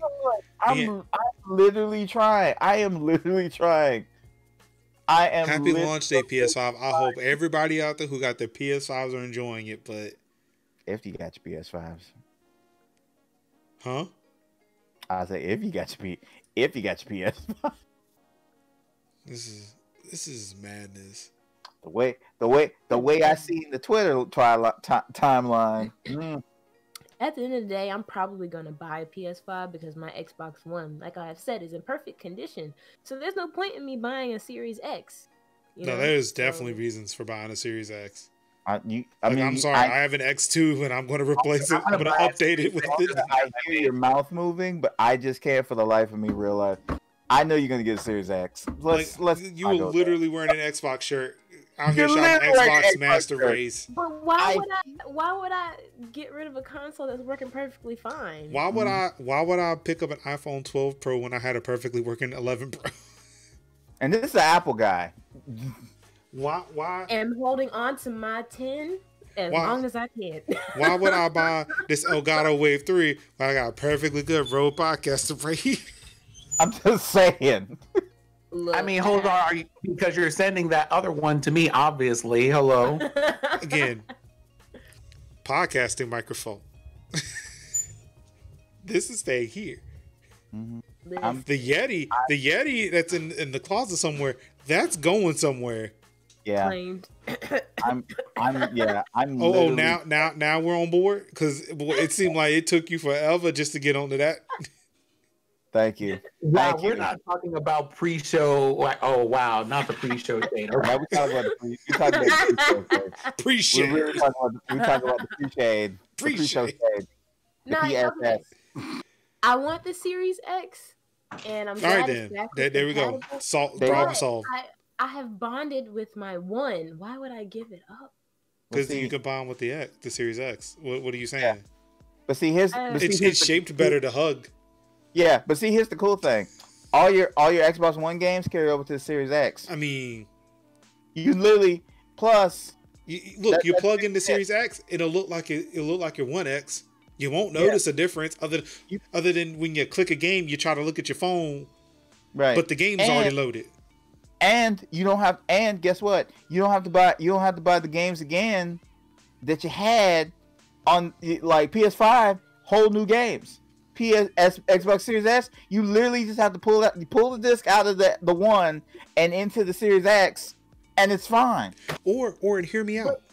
You can put them on an external hard drive on your One X, and then plug it into your Series X, and they fucking work. Mm-hmm. How are we selling you on the Series X? How?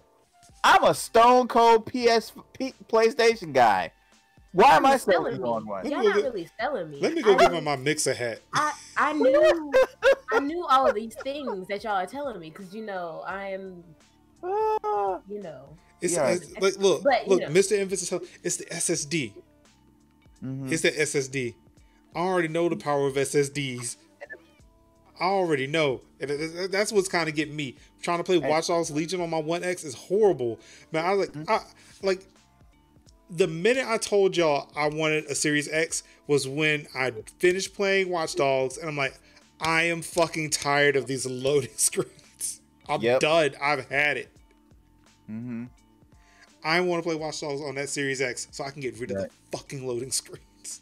Yeah, when I knew I was gonna get a Series X is when I was watching like backwards compatibility, and when I'm watching like a Digital Foundry video of like of Richard of them playing like GTA 4, and if you think I said GTA 5 wrong, no, it's with old Nico, my cousin, like. So I watched him play that, and that damn game was buttery smooth on the X, like not even close to a slowdown. And I was like, if it looks good, if 4 looks good on the Series X, I wonder what the first Red Dead's gonna look like. And I'm thinking like, oh yeah, I can play the first Red Dead on it, as opposed to not being able to play it on the PS3 because the PS3's dead. So okay, so yeah. With that being said, Mm-hmm. because I was my brother got mad at me because at one point I was like, I'm gonna just get both.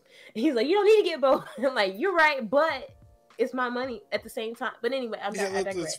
I'm probably get both at a certain point. Right. So Some point. I digress though. But it's like both. I haven't had a PlayStation since PlayStation 2, which I still have my PlayStation 2. You ain't missing much.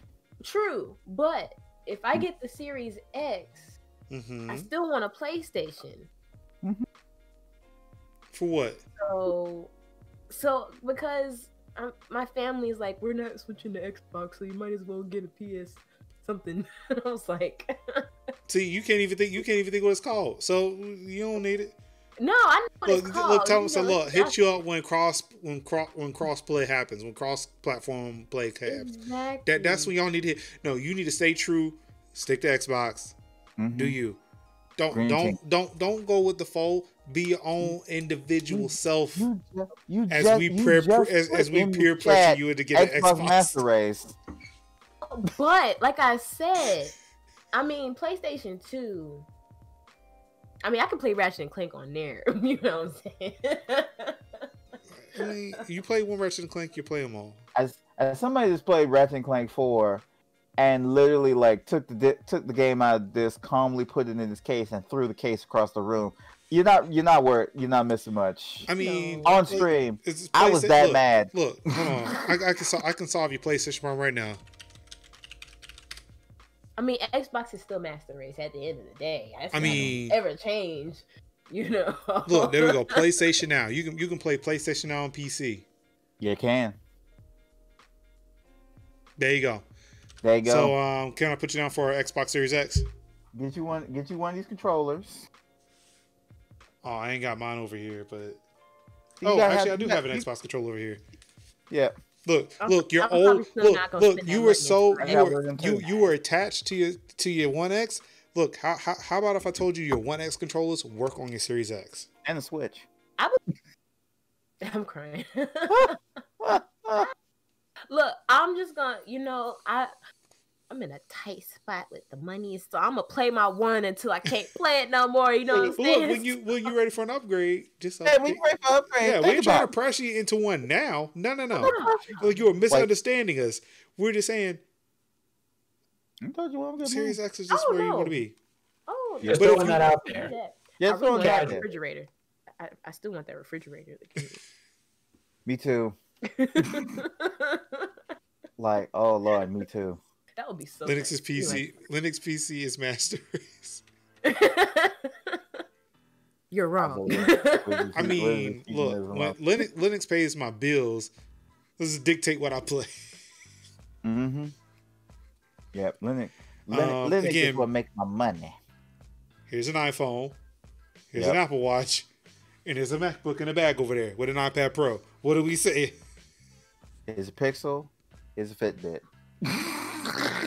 That's all I got. I love how your camera just blurred it out for witness protection. Yeah. It's like my phone. What? My phone's like, no, you don't need to see the tweets. You don't need to see my text. Speaking of which, yeah, he's holding a Google Pixel 4a. Mine's back there too. So let me take this thing off charge. I love my phone.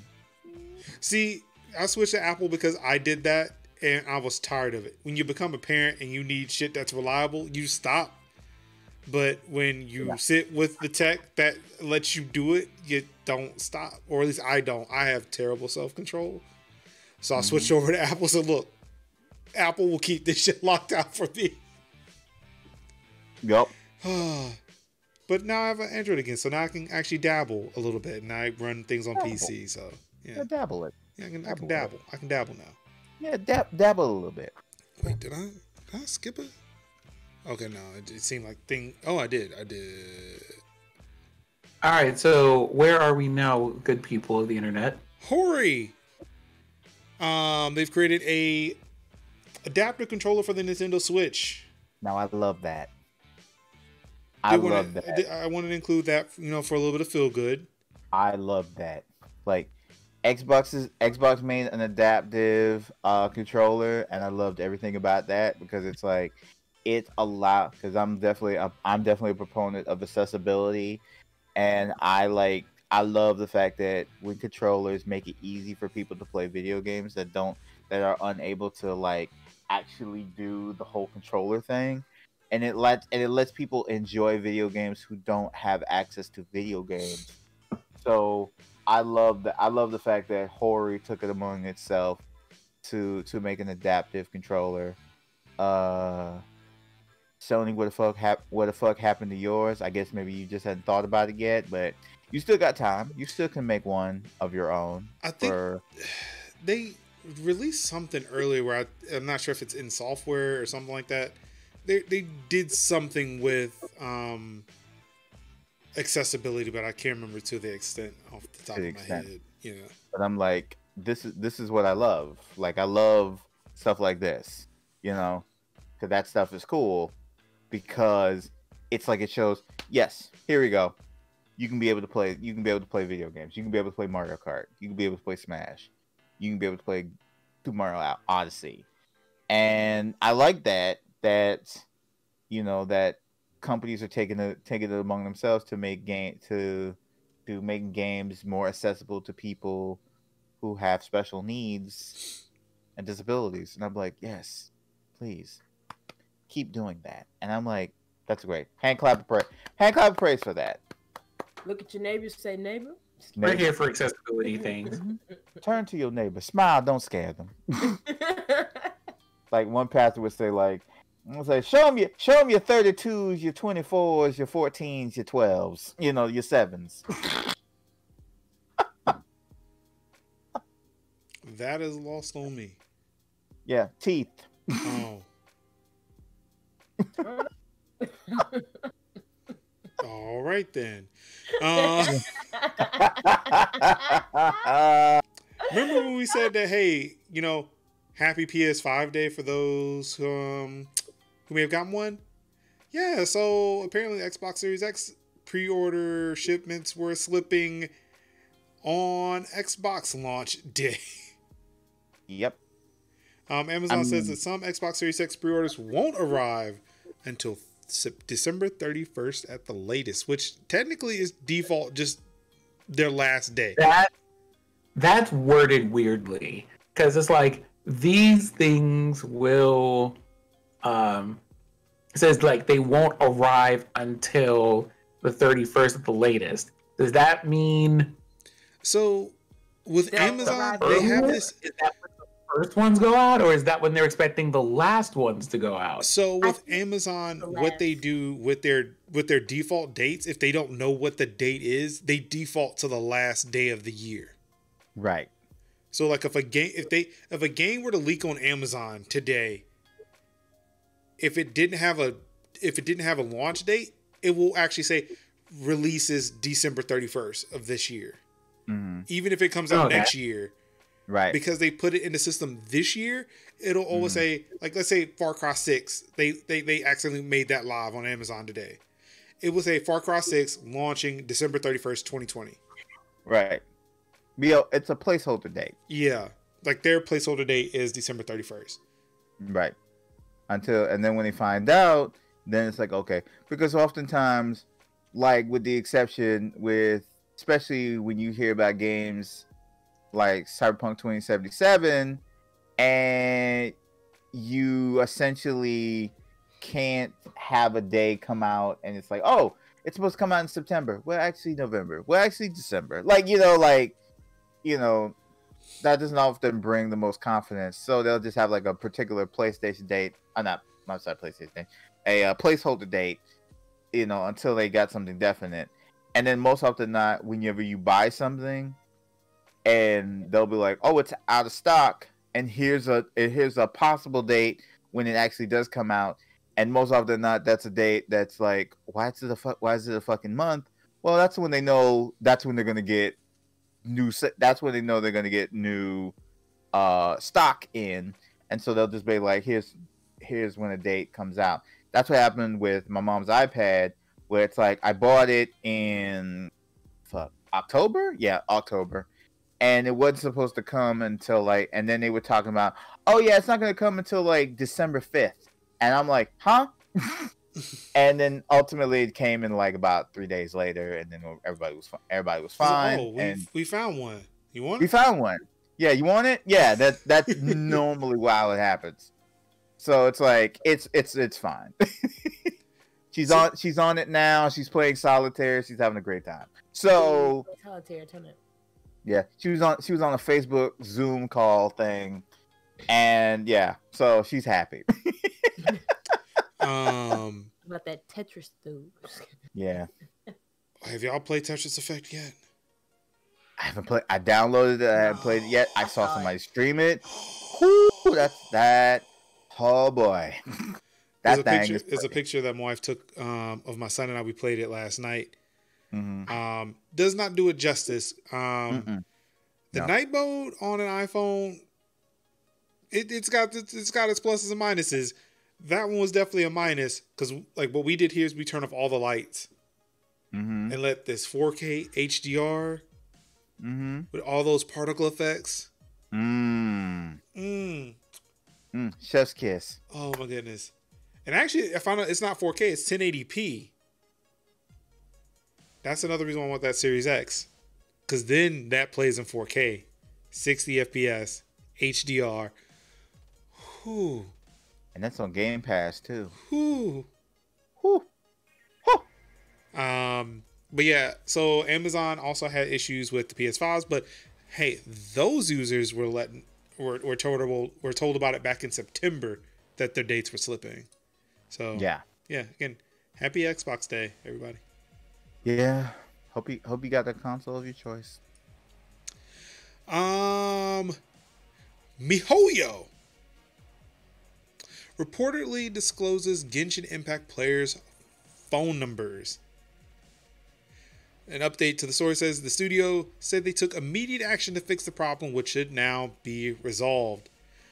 Apparently, if you were playing Genshin Impact on mobile, there is a slight possibility somebody knows what your phone number is. I'm just kidding. Call!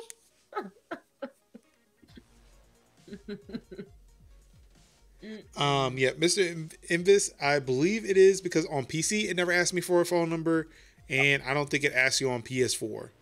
No. So, yeah, these are mainly phone players. Yeah. Maybe it's just the Android thing because I don't remember typing in a phone number. But remember, your phone number is on your device.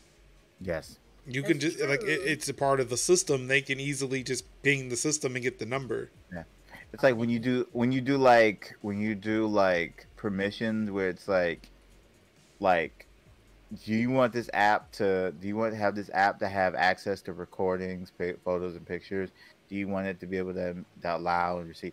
Sometimes it's like it tells you, do you want it to allow receive phone calls? That's when it's asking you. That's when it gets all the information.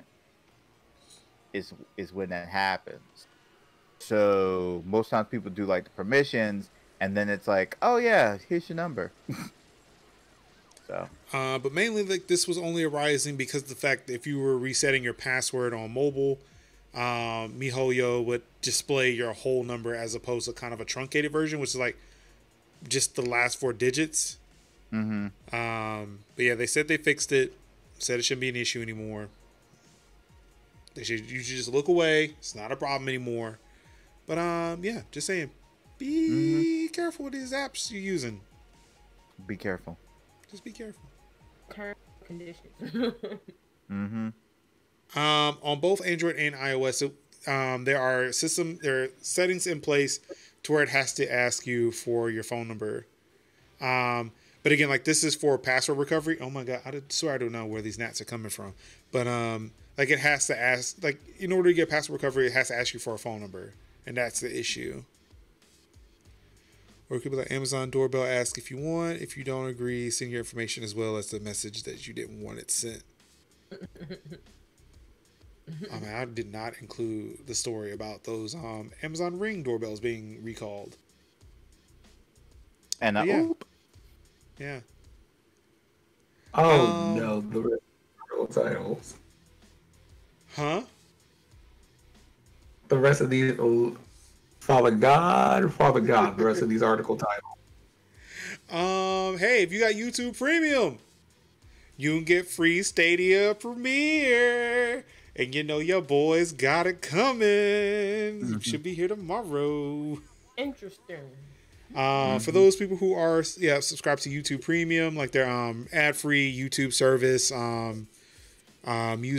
music and all like that, it's like $10 a month. If you are subscribed, Google is letting you know you can pick up Stadia Pro, which is the controller, and the Chromecast Ultra, which is their 4K streaming device. The Does only it come Chromecast with Google One account? Does it need to get my photos? Does not come with Google One. Does that count as part of my hard drive storage space with Google One? It's in the cloud. What are you storing? It's in the cloud. Because I mean, I don't know. It's the same thing, I guess. That what else I'd be storing on Google One for all 15 gig because that's not on my computer. And all I can think is, if you install one game, you're going to take up all that hard drive space or all that cloud storage space. So, but this is cloud gaming. Everything's in GCP. All this gaming takes place in GCP. There's no storage anywhere. I mean, you say there's no storage anywhere, but they're going to make you pay for it. I mean, that's what the subscription service is for. Like, I'm pretty sure I'm still having to subscribe to Stadia Pro to, like, get anything decent. But at least I'm getting a controller and a Chromecast Ultra, which normally retails for $100 for free. So, I'm good. Wait, hold on. Is it free or is it free with an asterisk and, like, an extra 3 pages of information on the end user license agreement? I mean, again, it's the fact that I pay for for YouTube Premium. It's like I'm subscribed to a service which I'm using because I do not like ads in my YouTube videos, and I use them for music. Like I don't have a Spotify or Apple Music or whatever. I use YouTube Music, which before then I was using Google Play Music. Oh, you mean before they closed it? Yeah, but they had a replacement. They did have a replacement this time. They did have a replacement for that. I still would prefer to have Google Play Music, but they did have a replacement, so it wasn't that bad. It wasn't all bad. I'll tell you what. It was the least bad. Tell you that was also shutting down in June, unless you gave them like your student loans and money. The way that Anka is saying absolutely nothing is just is giving me life right now. She's like, I would say she has xCloud, but she doesn't, because it's only available on Android. I got xCloud though. Let's see, just package deal like you buy the Disney package from Comcast and get ESPN. Yeah, something like that. Or if I were to, get the Disney Plus package on Verizon and then get Disney Plus, ESPN Plus, and Hulu with ads. Because who wants Hulu with ads? But yeah, speaking of cloud gaming services, of course, I think I may have shown this off a little bit earlier, but I picked up the Luna controller and played some Luna the other day. And you know what? I've not tried Luna with an Xbox controller plugged into the PC. But y'all know how before Stadia was talking about like that negative latency thing? I actually might believe them. I honestly may believe Google, and that's why I want that Stadia here. I want that Stadia controller here so bad. You want to compare and contrast. You want to be like the Luna controller playing it. So I'm not sure if y'all have tried Stadia, but honestly, trying to play Stadia on, or even with xCloud, trying to play that on my phone with a Bluetooth controller connected to it, it was really laggy, and I can tell like there was some latency issues. Using this Luna controller hooked up to my wireless and playing the stream that was coming through the browser, I played Grid, and I swear it felt like that game was being played on my local system. Like, no kind of latency. That's good to hear. I am actually inclined to believe Google and that negative latency bullshit they were talking about. That's really good to hear. So what this controller does and what the Stadia controller does is it connects to your wireless. So like it does not connect to your PC through Bluetooth or anything. It's actually a wireless device on your router. And it sends signals that way to Amazon. Okay, that makes a lot more sense. Yeah, like that's how that technology works. That makes a lot more sense, because when you think about it, it's like why our controllers work well with relatively low latency. It's because it uses Bluetooth, and Bluetooth is a more stable, complete connection. But think about it too. When you're using Bluetooth on a physical, like on a Switch or a PS4 or an Xbox One, it stops at that device. Right, stops at the device. Right. With using Bluetooth devices on a middleman that also has to send that signal over the internet, that latency gets introduced. Mm-hmm. But if this is just sending signals directly through the internet for you, that Bluetooth latency doesn't exist anymore. That's dope. I'm telling you, other than watching compressed video look terrible, like trying to look at a black screen on a browser, that's the only issue I got with it. It's like it doesn't look all that great, but I'm telling you, I played Grid on here and it was amazing. It's like for a work in progress, it's a good work in progress. Like they're making good steps. Yeah. What you said. So yeah, like when my Stadia controller gets here, I actually want to try that out. I think Mortal Kombat's on Stadia, because that's what I want to try. I want to try like a fighting game on it. Oh. Like I tried playing Killer Instinct on my phone and it was fucking horrible. But unfortunately for Xbox, that's the only place where I can play any of their content is on a phone with a Bluetooth controller. And then too, with the Chromecast Ultra, I want to plug it into my TV and I want to see like, okay, now I can even play cloud gaming on my huge TV, hopefully in 4K. I want to see what that's like. So yeah, like I believe in this tech. I think we're about here. Okay. You just need the right controller for it. Right. Okay. Yeah, data cap. See, that's why I'm glad I live where I live. There is no data caps. But yeah, like that. Yeah, data caps will definitely kill a lot of cloud gaming dreams out here in these streets. Yes. And like I said, where does it always fall to with everything, that where it all falls, where innovation dies at? Innovation dies on shitty ass internet. Yeah. Everything. When it's like cloud-based gaming is dead. Like digital only, dead. When it comes to like absolutely impeded by data caps and like old antiquated internet infrastructure. Every time. Right. Every time. For this one, I don't think it's Wi-Fi 6 compatible. But again, think about what's being sent out of this controller. You don't really need that. Like Wi-Fi 6 is if you wanted multiple gigabit of speed out of a thing. Like honestly, with this, it's like 1 or 0. I don't know how fast I want 1 or 0 to actually move. At a certain point, it just becomes negligible and just a waste of that speed. But yeah, I do have an unboxing for it on the YouTube channel, so definitely if you would like to see this controller up and close, definitely check that over there. And this weekend I will probably have an unboxing for this controller and the Chromecast Ultra, because it'll be here Friday, but I will be in the office tomorrow. So okay, yeah. Okay. Let's see, 2 more in the gaming front before we get to the big thing. Electronic Arts gives you with an Origin DLL injection vulnerability. Just a shout out, update Origin. Just do it. I'm not gonna get to nitty gritty. Just update Origin. Plague Inc. The Cure tasks you with fending off a familiar pandemic. Of course, if you are not familiar with Plague Inc., it is a game where you create a pandemic.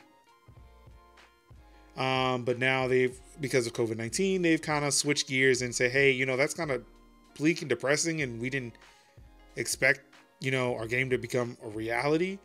So they're now switching gears and say, hey, create a vaccine and save humanity from deadly viruses. Nice cover. And now we come to everybody's favorite portion of the show. We like to call it Who Done Fucked Up Now. And today's honored guest is Twitch. With a side of the RIAA and the DMCA. Yeah, we just gonna have to like leave a seat with Twitch's name on it, like the Oscars. Just be like, hey, There's your seat, bro. Welcome back to What Did Twitch Do Now? Yeah, just leave a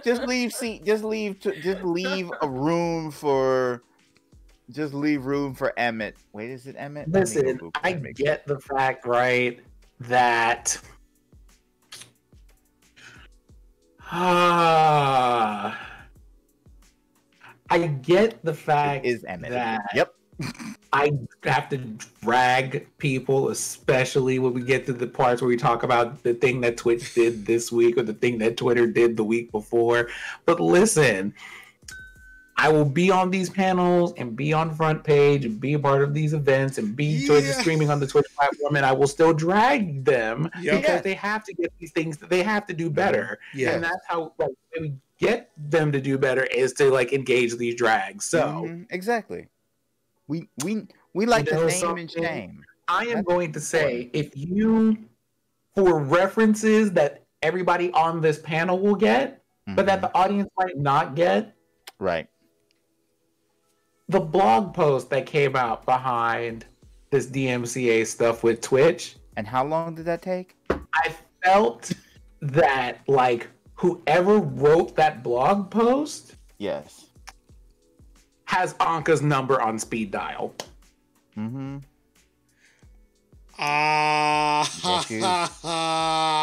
you, Anka. Yes, you. They sure did. Because I was looking at that and I was like, someone has to communicate with the people. Someone has to provide clarity, accountability, and direction, and no one else is going to do it. So let me just go ahead and give y'all the whole tea. And then people were ready to drag, but it was like at least someone decided to tell the truth and not lie about it. That's all we're going to say about that portion. However, how did you go all the way back to May? How long? These people took us down a timeline. They took us down the whole. There was music queued up in the background. It was cinematic. There was like scenes from A Walk to Remember playing in the background while these people said, so back in May of 2020. Yes. Yes. We had less than 50 DMCA claims. Then we ran into thousands. Yes. How? In clips that went back to 2017 or so for most people. How? So if you play recorded music on your stream, you need to stop doing that. And if you haven't, you should review your historical VODs and clips that may have music in them and delete any archives. And aside, there were people who went, well, I deleted those things, but I got the DMCA strike anyway. Here's my cleared screen with no clips on it. Here is the DMCA claim. Where are they finding these? Oh, this is where I come in? Oh, the fact that, we can remove a reference so that way it doesn't show up on a website, but hey, the clips still exist, and whatever DMCA bots are still on there can definitely still find them. Yes. Remember, welcome to the definition of an S3 bucket. So then it's like we were surprised by these notifications just like you were. So we analyzed them and we found out that 99% of them were for tracks that streamers were playing in the background of their stream. Okay, the point is to strike a balance between the interests of rights holders and creators. So they were talking to you about why people were getting these claims and then how to avoid them and all this other stuff. Mind you, the issue that they neglected to mention here, because I mean, if we're gonna talk about it,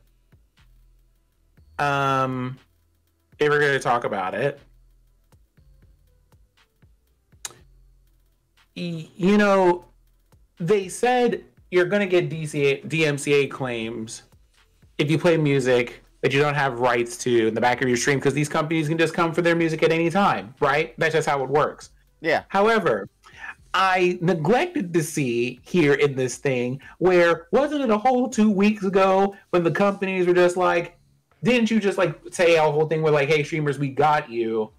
just play music from this source. And then the companies came and said, hey, you might want to talk to us a little bit before you decide to do this, because there are legal things that you need to handle to make sure that that's on the up and up. And Twitch was like, I don't know what y'all are talking about. And they said, okay, well, since you don't know what we're talking about, we're going to see if lawyers translate a little bit easier for you. And they had to roll that thing back, like all the way back. So all the way back.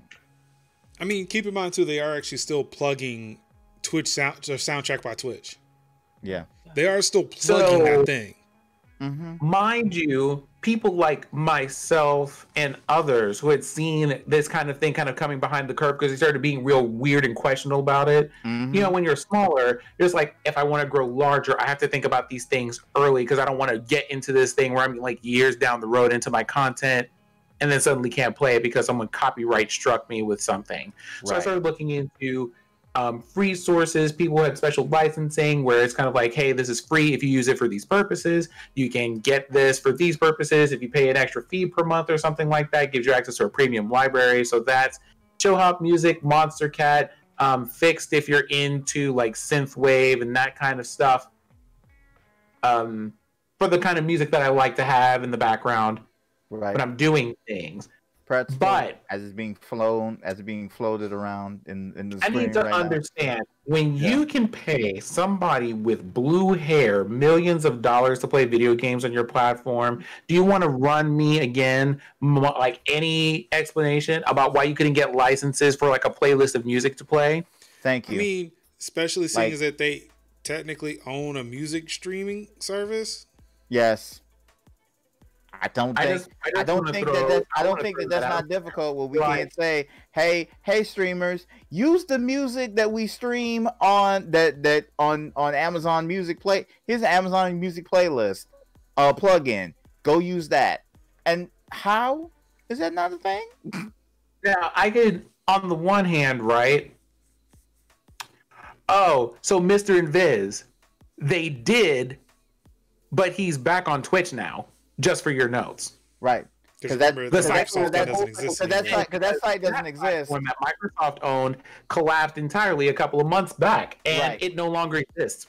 No, so he got his coins off top because he didn't want to get. So they gave him his coins early, and the other people that they bought coins early, so they didn't get sued on the way out. So that's why, because nobody ever gets nobody cashes out their contracts that quickly. Unless they know they don't want whatever they're going to do to get tied up in lawsuits. So they were literally like, hey, yo, here's the coins.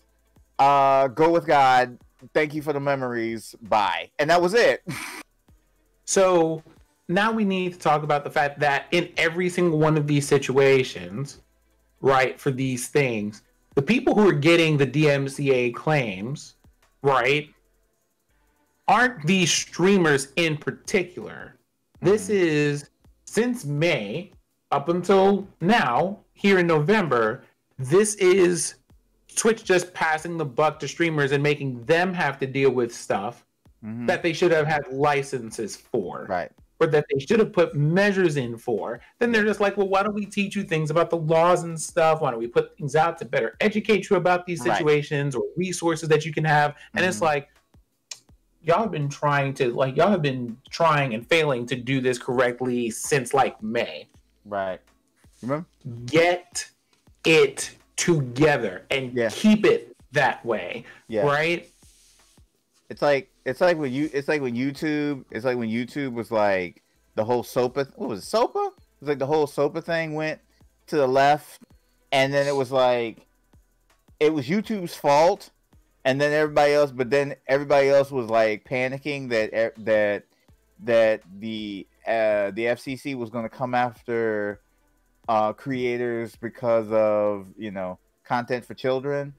And I'm literally thinking to myself, like, nobody's coming after us because nobody's going to come after our broke asses. They're going to go for the $1 billion company that has the deep pockets, and that's what happens. So people. So this is the same thing again. People are freaked out again.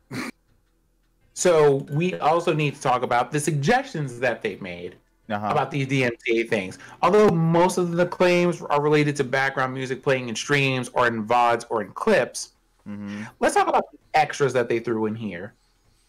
Please read the end user license agreements for your games in their entirety to make sure that you are okay to play music in them.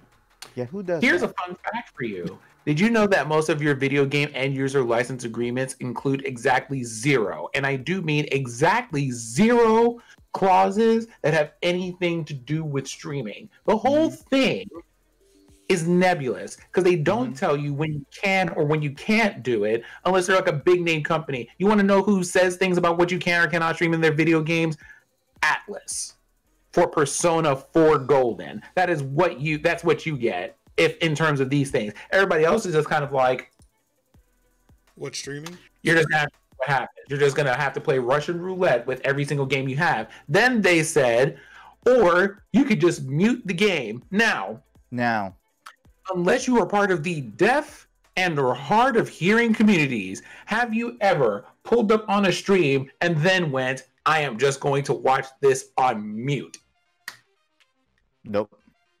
How many times will you be like, hey guy, your game audio is muted. Your game audio is muted. I'm just trying not to get DMCA'd. No, that's not gonna work. Like, you know what? Let me just go ahead and say we should just lead the brigade here in terms of DMCA-approved content and just mute everything, but then have captioning software so people can read what we're commenting on the game, but they can't hear anything in the game or anything like that, just in case. I mean, we can do that right now. That's really what you want to do. I can just mute all of our microphones. Yeah. Because you have that. Because I mean, you have that bit there. And then you also have things like anything at this point could be DMCA'd for any amount of reasons. Anything. Or no reasons at all. Yep. So either, as companies, I would very much appreciate it if they would put very explicit language about what you can or cannot stream in their games if they're going to do that. Or I would appreciate them putting that language in their games or some kind of setting in there that just says, hey, let's just not do this. Or if you plan on streaming, you're allowed to do this. But I mean, I don't think we have a lot to worry about from games and game audio, considering that they will know that you are a streamer and give you a freaking set of keys to play the games. Yes. I think we're fine with them. But this music stuff, honestly, Twitch should honestly pick that up and leave us alone. We already have enough to deal with on this platform. Literally, they could do that. They literally can do that. It's always like the simplest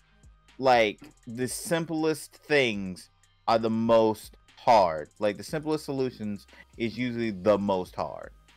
Because it's literally like you have your parent company, you have deep pockets, and your parent company has deep pockets. You can easily say, hey, let's just make that. Let's just. Hey guys, if you don't want to get dinged, just use the music that we've licensed already for consumption, and just use the Amazon Music app. And here's the Amazon plugin app. Make all of your playlists, and we'll cover it because we got you. My issue isn't so much the background music. Honestly, I still. Not to take the RIAA side on this. Playing background music is something that people can control and should have been doing so for so long. I mean, for this long. Again, knowing that this is an issue on YouTube, this was a conscious effort by a lot of people to sit there and try to get around it.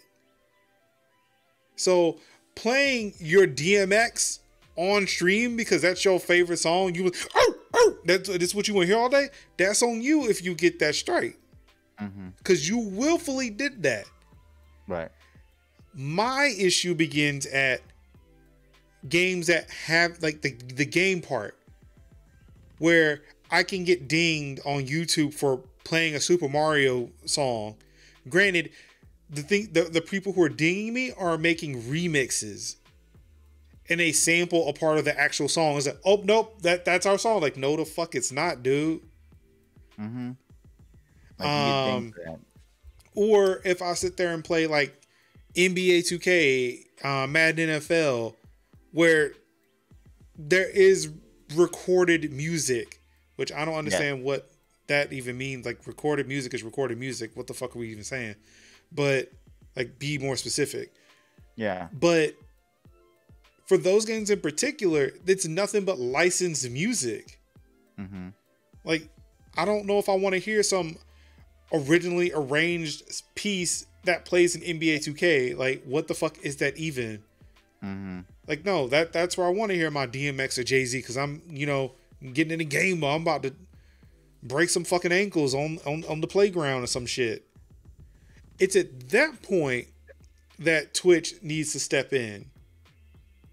That YouTube needs to step in and say, okay, we see that there is copyrighted music here. There is licensed music here that you may not have permission to play. How about we provide those links? We can easily detect them. We have the software to do so. They do. Let's put the links of where they can find it on YouTube Music. Let's put the links of where they can find it on Amazon Music. It's that part. It's the unavoidable part that I'm concerned about. Yes. Not the fact that, I'm having a good day today. It's our Rihanna playlist today on stream. Like, no, at that point, you kind of deserve it because you knew what this was. Right. You just wanted to be an asshole and act like the rules don't apply to you. Mm-hmm. But again, it's just like my heart goes out to those people who got dinged because they couldn't avoid it because their favorite game had a licensed track. The ending of Watch Dogs 2 is not on YouTube for me because as soon as you beat the game, the first track that plays is a licensed track and it shut the whole video down for me. Yep. Like there are things you can't, like those scenarios, you can't help. But again, if you decide you want to open up Spotify and play your favorite workout playlist, that's on you. I can't fault Twitch. I can't fault RIAA. I can't fault DMCA because you actively and willfully decided you want to do something that you could have avoided. Yeah. Like I remember people I would watch people play like The Last of Us Part 2. And then there's a certain point that I noticed when you get to in a certain part of the game, Ice Cube just starts playing. Like there one person is listening to an Ice Cube song. Ice Cube song. And Ice Cube is just playing. And I'm like how do you prepare for that? How do you be afraid to be dinged for that? And I think it's like there's nowhere ever is like, would you imagine like a licensed song in this game of sorrow and woe, of zombie killing, all of a sudden Ice Cube's playing? How do you prevent that? Like, do you just like, oh God, mute? Now I've seen that in a video. Like I was reacting to The Last of Us Part 2 and all that stuff, the Sony State of Plays, and I heard that song, and immediately I hit mute on desktop audio for however long it took for the music to stop, and then I undid it again. How do you prepare for that? But I have a Stream Deck, and I have good timing, and I could do that, and I could pause it and mute it and then start it back up again. How do you do that in the game? How do you do that when you're playing a game? Do you be like, you don't, like, you can't. It's too much effort. So how do you do that when you're capturing something? So that really to be dinged, for Major's point to be dinged for stuff that's outside of your control. Your control. Like I got dinged on a VOD, and I looked at the VOD. I was playing Link to the Past. I'm like, how did I get dinged for this game? It was the save music for when you go in, you press start, and you hear all the save music. You hear this. You look at your saves, and you put, new save. That's what I got dinged for. That music. That's what I got dinged for. And it's probably because somebody else made a remix to it. Yeah, somebody made a remix to that, which is, I've heard the remix. It's fire. And I'm like, I get dinged for it. But see, at that point too, that's when you can dispute that. Right. And I've done that. I've done that. I was just like, no, they don't own this. Like, right. Let's be frank. We all know Nintendo does. Right. And if Nintendo comes, if Big Papa Nintendo comes over and wants some of that, then all right, then like, fine. Hey, but nah, you want my I ain't like, fine. Nah, remix. Remix Bro 69 85 32 XX. Oh fuck that motherfucker. Nah. He ain't getting none of this shit. He ain't making money off the content that I'm not making money off of. Fuck that. Right. Facts. I just deleted the VOD and I was just like, eh. So and then I just stopped playing Link to the Past because which sucks. We stopped streaming it. Which sucks. But it is what it is. Like I just was like, nah, I don't want the problems.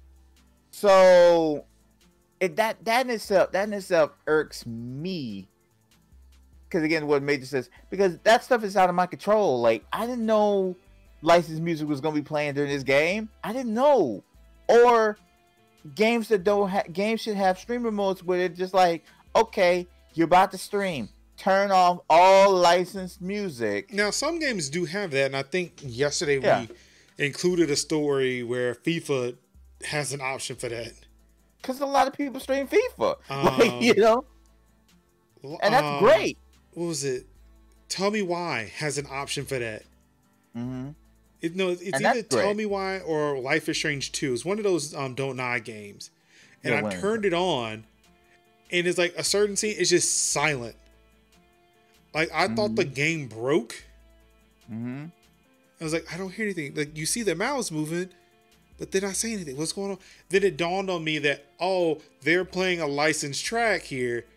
But because I turned on the stream safe mode, they turned that song off. Now it's just dead silence for like 3 minutes. Like, this isn't fun, and it's kind of taking me out of the game a little bit. Right. But I guess I'm safe. Right. Because what would happen is they would be, if you get dinged or claimed, you wouldn't hear their voices anyway. No. Yeah. So it just ends up being like, that's good that they thought about that. But I think that it should be done like that. And one of the biggest landmines to me for copyright music has got to be GTA 5. Like, no, for me, it's Watch Dogs. Watch Dogs 2. Yeah, Watch Dogs 2. Ooh, but it's like, but it's literally like, you have to be on top. It's like you'll turn it down. Sometimes it start playing back up again. Like you have to like go in, turn the radio off. Like yeah, like and it's something that's not easy in Watch Dogs. Like trying to do that in Legion, I was like, what button is this to do? I don't know. Yeah. I'm already trying to drive on the wrong side of the road here. That should be in the settings, no music. And I know somebody's probably gonna tell me, oh yeah, it's actually in this setting, that setting, this place right here on the corner, in the side, in the metadata. But I'm like, bro, it should be a toggle switch. It should be like no music or no licensed music. You can still have like your original score in there and your background stuff, but you can't. But you know, I can easily just turn that music off. Turn on Pretzel, and then I don't have to worry about all that. It should be a toggle. It should just be like, boop, there you go. Like, y'all have no idea. I have a whole game that I play once a week now, and that game, I went and muted the audio, the background music for that game, and I just play like chill hop music when I'm playing it. Yeah, that's a different. But it's absolute madness that I have to do that. And honestly, in between all of this and this mix up, between the fact that, like, quite honestly, all of these DMCA things and music licensing stuff needs to be reworked in terms of, like, the laws and legal, like, ramifications and all of this other stuff of playing music in the first place, because the places that we played and the way that things work has evolved. And as a rule, here in the United States, for almost everything, we are awful about having laws that have no like we have like technology doing this, but laws doing this like every 50 years maybe. Like they might adapt like 2 whole laws once in a lifetime in a way that makes any sense for the way that the world actually functions. So that's kind of a core problem. But then you also have, while companies are busy trying to shift as much of the responsibility and blame as they can on creators. Creators like me or you or Anka or Linux are having to just go delete on years.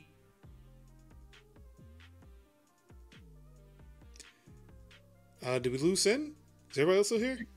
Sin? Years worth of stuff that we from the content that we make. Don't want to protect us so that we can make that content. I need that loop of things to make sense. Right. Yeah, I mean, like I get that to an extent, but it's a whole thing of. I still feel like some of these creators are poking the bear. Like, I can't fault Twitch. What do you mean? Mind you, I'm not talking about people who just like rampantly and flagrantly ignore. Okay, yeah, see, that's right? See, that's what I'm trying to make sure is like, I'm not throwing Twitch completely under the bus. Part of this makes sense. Y'all could not do half of the things you're doing, but for the other bit, the things you can't help. Right. Yeah, Twitch needs to step up. Like laws need to be changed. Music in games. That it's needs a to bit be, of a medium for me. On the one hand, it's a thing of, hey, you know, as an example, we know that y'all love Beyonce. We don't have licensing for that. Don't do it. But if they were to, for example, you mentioned that they have a music streaming service. Like, the solution is right there. Because they could just have a pre-approved list of, you can play music from here. You can play music from these sources. We have these resources for you. If you step outside of that zone, you're out on your own by yourself because you knew you shouldn't have gone there. But we don't have that circle of safety unless we go out and look for it or someone puts us onto it or anything like that, like you with Pretzel or me with Chill Hop or the people with the other things that they listen to. And it was one of those, if I didn't go out and specifically start typing in to the Googles and everything else, I want copyright-free music, and then had to wade through miles of trash to be quite honest about it, I wouldn't be in the place that I'm in now. And I have to imagine that a lot of people just went and listened to YouTube meme remixes of whatever they wanted to do and then got copyright dinged for those too, and then had to go, here's 3 years worth of stuff. Well, I mean, it wasn't even the song proper. It was someone's meme remake of this and looping it for an hour. Nope, don't care. I have to delete it still. Did it for the lols, and look where it got you. Yeah. That's what a lot of times I see, like, oh, I'm playing copyright music. Well, I'm not, well, like I say, I'm making copyright music, but I'm not saving my VODs because, you know, I'm all about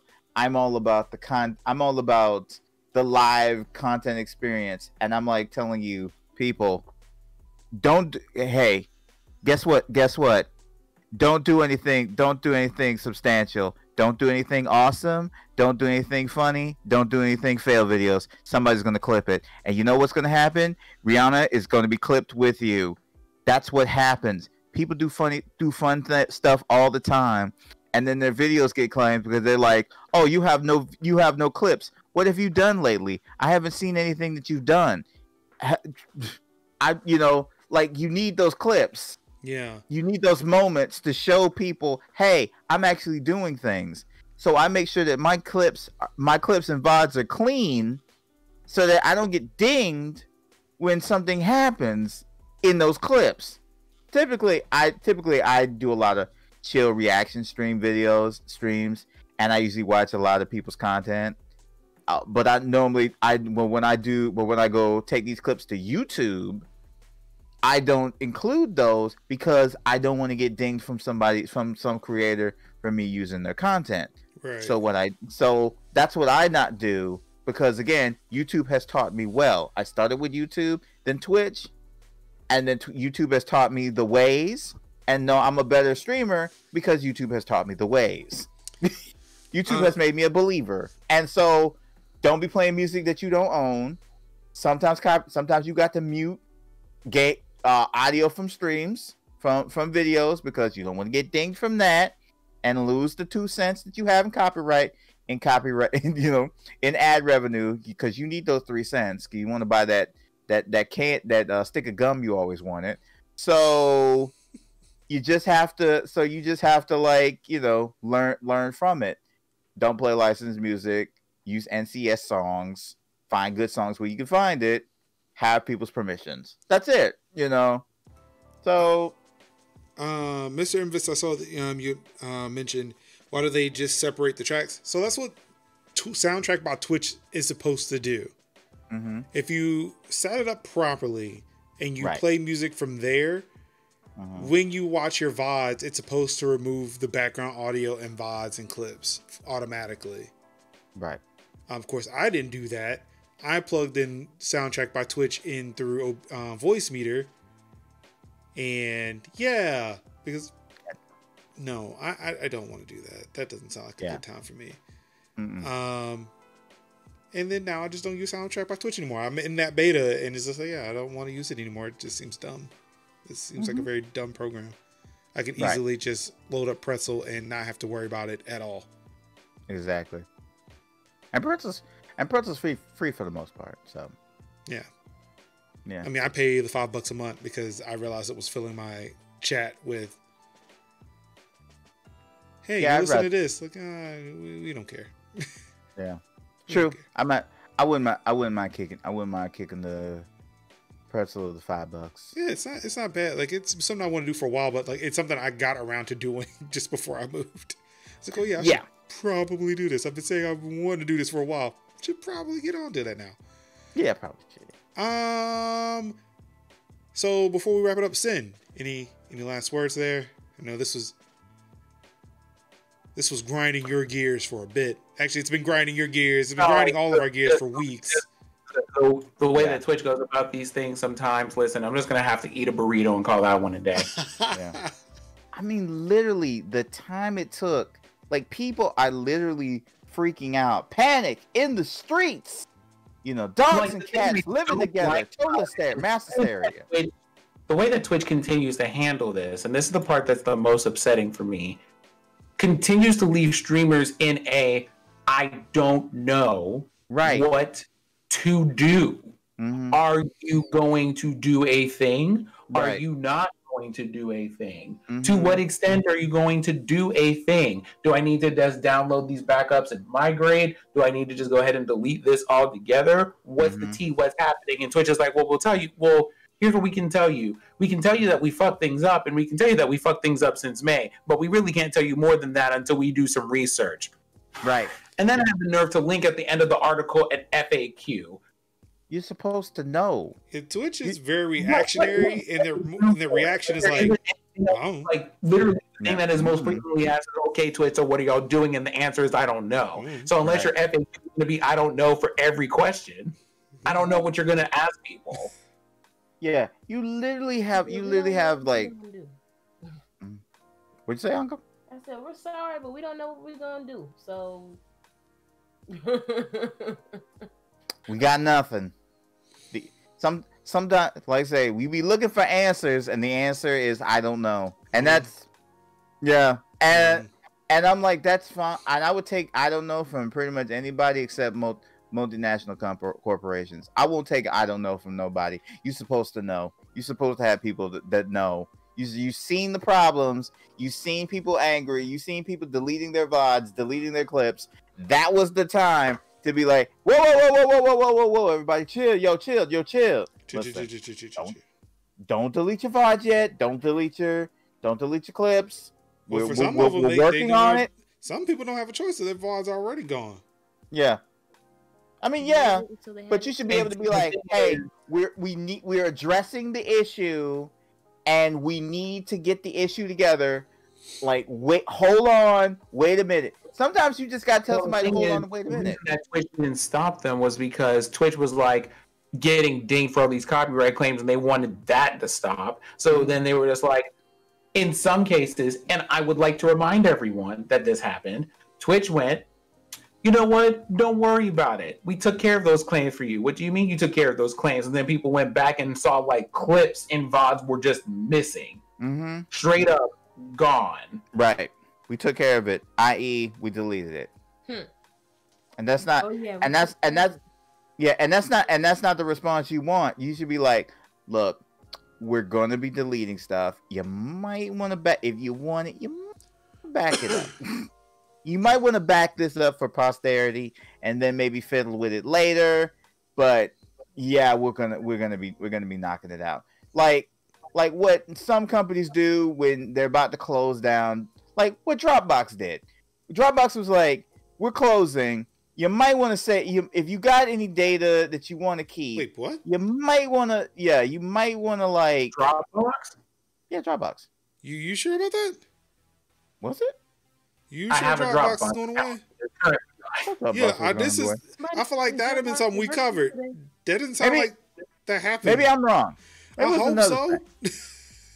Maybe I'm wrong. But anyway, don't Negro Dropbox going away. Not the first time. Don't Negro Dropbox. Hey, I'm just saying. Don't do it. I might have been wrong. My bad. Don't do it. But most companies, when something like this happens, they let people know in enough time that, hey, your stuff is gonna be gone. You might want to back your stuff up, and then you're like, okay, cool.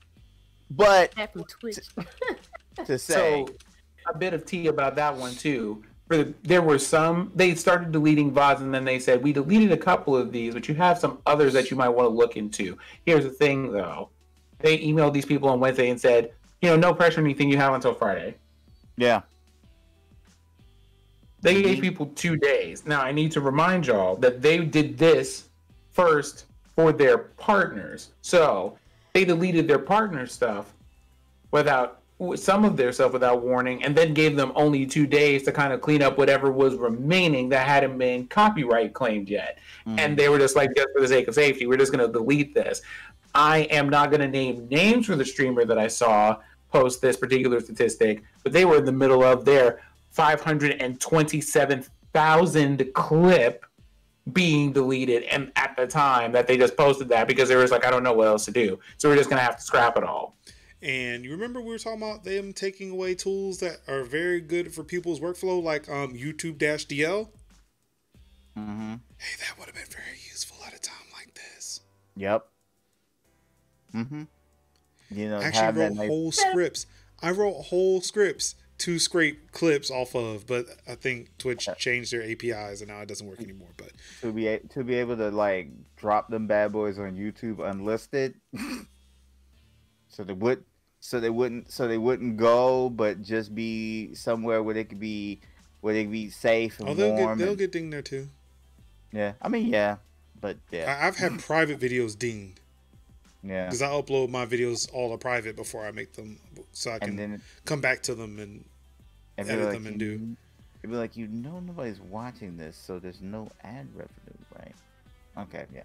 But anyway, yeah, because I've been dinged on scheduled stuff too, because it's come up scheduled, and I'm like, this is not gonna make no ad revenue on this, because for me, it's like as soon as it processes in standard definition, I get an email. Hey, you've been dinged. Like what? Oh yeah, fine, whatever. Like the only way that this is gonna make enough money for this video to make enough money is if the algorithm is if you put ads on it and the algorithm makes it recommended. If you put it on the trending list, it'll make enough money for you to be able to survive. Until then, no. Yeah. Enjoy the 2 cents. Before we move on, anything you'd like to add to this Twitch debacle? I think we have much to expect from a company that is notorious for shoving things in the closet when it, becomes a big issue, and they're like, yeah, that happened. Okay, moving on. Hey, but you have all these other issues that are we'll just put that in with the rest of the stuff. We'll get to it. They'll never get to it. That's we shouldn't expect anything from them at this point. Yeah, that's on the Trello. That's we're starting on that. We should look in the Trello page. We should attempt to look at this. And here's a list of things we might think about. Right. I need a Trello like that. Here are things I want to think about. Right. Did I think about it? No. All right. Let's save it for next week. Yeah. That being said, Mac OS 11 Big Sur is now available. Maybe. Which I can't have. Oh. Why?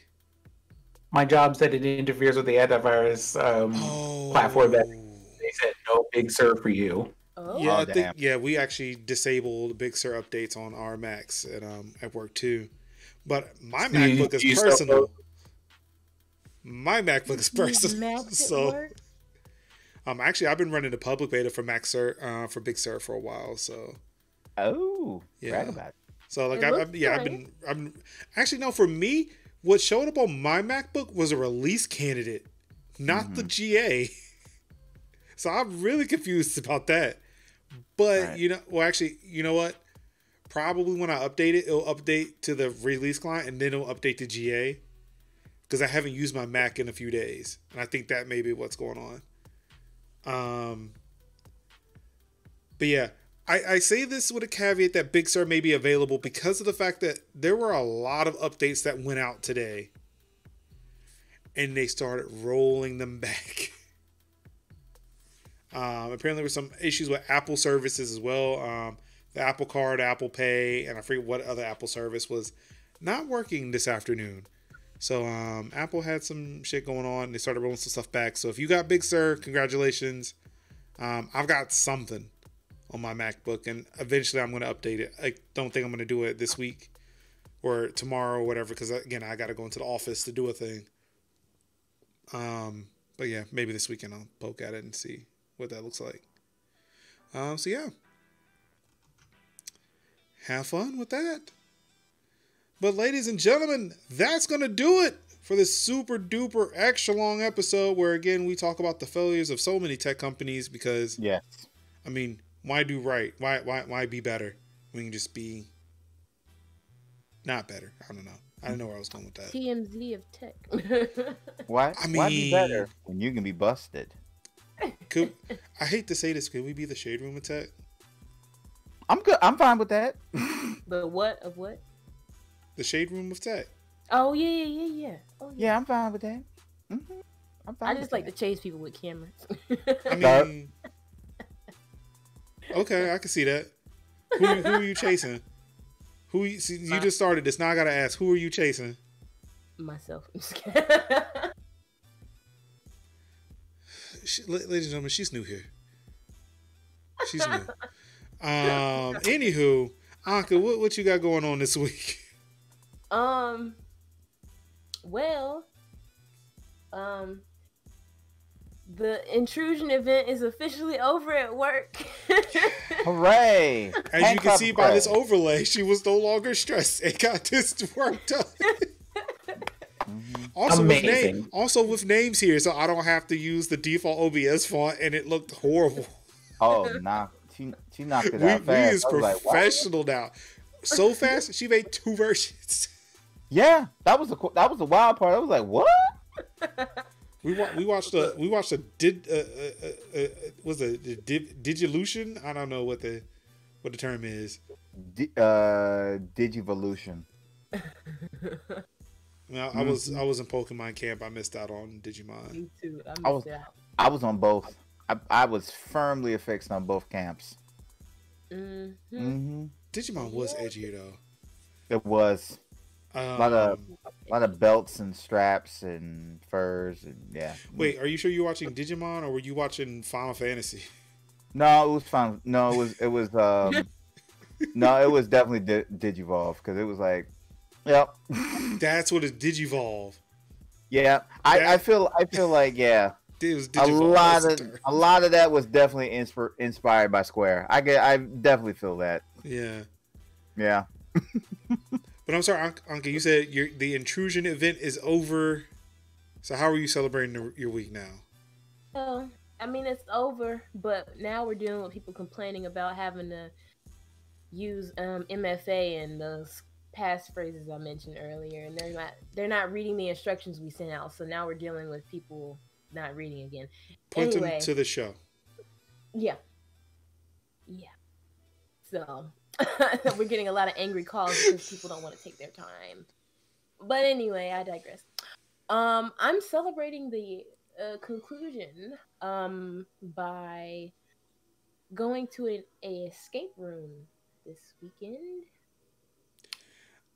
Oh, that sounds I'm gonna like have fun. to say, Isn't that the worst thing you want to do right now? Be in an enclosed space for an extended amount of time. It's not gonna be a lot of people. It's not gonna be a lot of people. And what you mean? I don't want to be in the same house with my 2 other family members, and I know and love them. That's why I'm on a floor to myself. Look, y'all know I don't go anywhere unless I feel safe, and I was already questioning them. I was like, yeah, okay, y'all know I got issues now. Y'all gonna really invite me to this? I'm like, yeah, we'll see. I hope everybody's getting that COVID test beforehand. Oh, you bet. You already know. But just because you get the test don't mean you can't get COVID right after you get the test. Look, for me, it'd have been that peace of mind. Okay, you didn't have it then. Like, just take it and don't leave your house for 2 days. Period. But forever. Apparently, we're supposed to be going back to phase 1 here in North Carolina soon. So if you're not already there, I haven't checked the news lately. No. Governor Roy Cooper was like, "We're gonna stay in phase 3 for a little bit." I was like, "Yeah." My state's wild over, and the Secretary of State has COVID. No, he doesn't have COVID. His wife has COVID. And they're quarantined in the midst of a hand recount. So that's pretty much what I found out today. I was like, oh, so the guy who's supposedly overseeing the recount is quarantining for the span of the when is the recount supposed to be over with? The 20th, and he's out for 2 weeks? Huh? Oh, that's gonna be really wild. I mean, we don't need Georgia though. That's the thing. I mean, true, but look, y'all did better than North Carolina. I can't throw shade at Georgia. Y'all did better than North Carolina. Our numbers came out today, and it's like, damn. Queen Stacy says, "I am no man." I have some thoughts about all of this, and all I can say is, I don't know why y'all want to recount things when it's like, those people that you were excited about in like the House, the Senate, the Supreme Court, all of those other things, or actors like, well, not the Supreme Court because obviously that's a different thing, but all those like House representatives, Senate representatives, state and local, and all that other stuff. There were a whole bunch of people that y'all sure did have to vote on this ballot. So I don't know how y'all thought, yay, for the people that we wanted to get, but boo for the other person who was on the same ballot for the presidency that you didn't get. Like, I need you to make this make sense. Dollars, any kind of foreign currency. Got all of your guys back. Why are you mad? Like, like I say, like, why is you mad? You got all your guys back. Except for the one guy that you wanted. You sit here and say that, man, like, damn, I'm sorry it broke that way, my guy, but look. You can't always get what you want. I know, so sorry. It's the monkey's paw. You're not gonna get all your wishes. You're gonna get some of your wishes and not all of it. So, dude, that's on you, bro. You get all your guys back, but you lose the precedent. Tough break, but look, we gotta go back to the Senate hearing. Maybe we can catch you at Mar-a-Lago. I mean, or whatever country you moving to. We still cool, right? Yeah. So yeah. Hey, they're gonna snatch him up so quick. They'll be like, nope. Where my money? Where my money? Where my money? But yeah. So you got escape room coming up. Anything else? If it makes y'all feel any better, my initial plan, which is still my initial plan, the escape room is the backup plan, but I plan to go skating in a giant open parking lot with no people. That's the best plan. That sounds like fun. That's the best plan. Mm-hmm. Yeah. So, but that's all. The fuck was that? The fuck? I just see like Sid just like slap the shit out of his mic. I mean, I did because a bus just flew right by it. I'm like, speaking of where my money, it's like, where my fucking money? Like just watching it, just like just takes it off. Like... These gnats are something else. Yeah, these gnats ain't playing with nobody. Because that's sometimes I had to like swat at them. Okay, so like, I'm not the only one then. Then I'm not the only one. I swear, since No. we moved to this house, we've had a gnat problem. Mm-hmm. It's really bugging the shit out of me. I have. That problem. Okay, Yeah. that makes me feel It's better. doing what now? Major, what did you just say? We've had a major gnat problem. After that, This is bugging the shit out of me. I can't with you. I don't know what I'm doing. The puns. The What's dad oh pun. shit? That was not on purpose. I mean, he is a dad. So I swear, Dad I joke. just said it. dad jokes are just coming out. Jokes are just coming out involuntary now.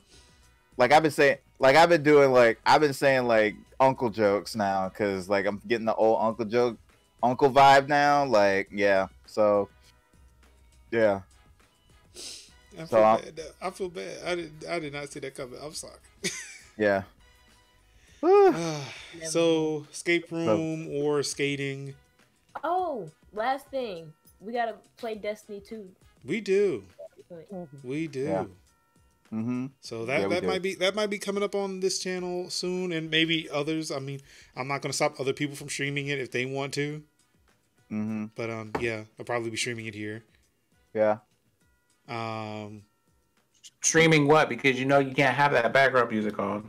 I mean, it's Destiny 2. I haven't gotten hit for a Destiny 2 stream. Yeah, Destiny. Yeah, you don't get dinged for Destiny 2 because I've streamed it for a while. I mean, are you sure? Yeah. I'm positive. I'm asking questions about everything now. Like Girl, no. Like YouTube, I'm kind of like no, we're gonna leave no. that too. YouTube, I'm usually like meh, like I'm okay, maybe, but most often than not, I've rarely ever been dinged on Twitch for like. Yeah, like I'm not seeing anything. You at some Nah, point, what's gonna happen is I'm just gonna pick up a book and I'm going to just sit it on like a pedestal right off screen, and I'm going to play video games and read the book for background ambient noise. Mm-hmm. Be like audiobook form. Yeah. like read recipes. Oh, boy. Sid, what you got going on this week, man? Honestly, this week is trying to get some work things done and then hopefully relax this weekend, have some quality quiet time playing some games. And reading a couple of books. So, not a technology related thing, but over here, I have on the bookshelf a little arrival come in the mail. Here it is. So, this is a book. Do you know about this? No, but I love it. Okay. I'm just looking at So, I'm looking at the font and I'm with it. Yeah, I feel like I'm feeling it. I'm feeling it. It was on Kickstarter, and it's called Living Heroes. So they took just so you know, just so you know, your black background thing is blurring the book out. Okay, hold on. I don't know if you can see this or not. Yeah. Put your hand behind it. That helps. They had that helps a little bit, yeah. So basically, they have all the black characters from like all of Marvel. So they have like Storm. They had the Black Panther. They had God. It's not. I don't think he's Steve Wilson. Is he Steve Wilson? Steve Wilson. I might need to look this up real quick. But they basically have like all of those characters. Falcon? Yeah, Falcon. Yeah. They have him in here as characters in like the living single situation for the whole comic. So you find out things like they have like conversations like Storm manipulating weather so that it never rains on her hair when she gets her hair done and her hair is always nice. Or there's like on again, off again relationships, people who have a hard time with keeping housing or food, and people who have different relationships with each other and stuff. It's very human and also hilarious commentary. Like It's like they're calling for superheroes, but you can only have like one black superhero at a time. Oh wait, all of us are gonna have to go out. I guess this must be diversity month. You can come along too because you're worth extra points. And so stuff. It's a lot. It's good though. It's so good. Also, shout out to them. They're Charlotte, North Carolina creators. So Hey, 704, turn up. Their Twitter is Steph. I will if you want to go look that up. I'm on their Kickstarter page now. You love to see it. I was hoping that they were actually like they were just open for sale. I'm gonna tell you this right now. If you haven't if this is before your time as a reference, I understand. But please tell me why they straight up had T'Challa looking like Dwayne Wayne in this book. I would imagine like T'Challa would be Kyle. As looking like what? As looking like Kyle. Well, with the dreads and the authority and the booming voice, I would see that. I mean, low key, kind of. Actually, that's exactly who he styled like in this book. Yes. So that's him right there. Yeah. Now. Yeah. Y'all have to get the book. You have to get it. You have to get it. Yeah. I'm already like, yeah. I'm gonna look into that. Cause I love the black characters, and I love black comic book characters, and just like seeing people out here and thinking to myself like, when the fuck are we gonna get a Misty Knight? When are we gonna get a Misty Knight? Anything. Like, when is that gonna come out? Like, when are we gonna get a Misty Knight? Anything with Luke Cage? Like, when's that gonna come about? Like, when are we gonna get Ironheart? Like, that's what I want. Those are the things that I want to see. I want to see black people doing awesome things in all the media, and even in comics. I want to see that. So the vibes. Good deal. Doesn't seem like it's available to purchase right now, but yeah, I might have to keep an eye out for it. Yeah. Kev. Yes. What you got going on this week? Nothing much too major except for the thing that happened that I'm going to talk about after the podcast, because I feel like that's probably going to take up a good chunk of time. But the short version of it is, long week. Been playing some awesome games. Me and the homie Trow, like No Life, the Beyond Light Destiny 2 DLC, and I gotta tell you, it was a fun time, like using those stasis powers, and it's like, it's like hitting people with like magic ice. Like, hell yeah. And I can't speak for like Hunter and Warlock classes with stasis, but definitely seeing like two Titans like literally elbow dropping dudes with like magic ice, like, is some of the best thing ever. Like, you literally jump up in the air and like Randy Orton down, and then you just see like waves of ice just like busting people, just like freezing people up, and then you just literally punching people to breaking out, and it's pretty special. Like, it has those like nice sections where you like commune with it, and then you basically tap in with the Doom Doritos, and then you just kind of like elbow. Then it's like, all right, now we're gonna throw enemies at you. Good. They're trapped in with us, and then we just like literally just go and like Hulk out with magic ice and with stasis, and it is like the best. And then you beat it, and then you get stasis, subclass, and it's like, oh, now I can do this in all the modes.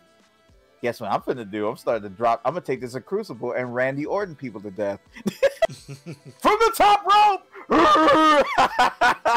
You know what, Sin? That reminded me of that time when we were playing D&D. Yeah. And was it Bunny? She went into rage mode. Yeah. Be like, Yo. the best. Oh, So definitely be looking out for me in the Crucible because I'm gonna be like Randy Orton. People like from the top rope. all I heard was Yeah.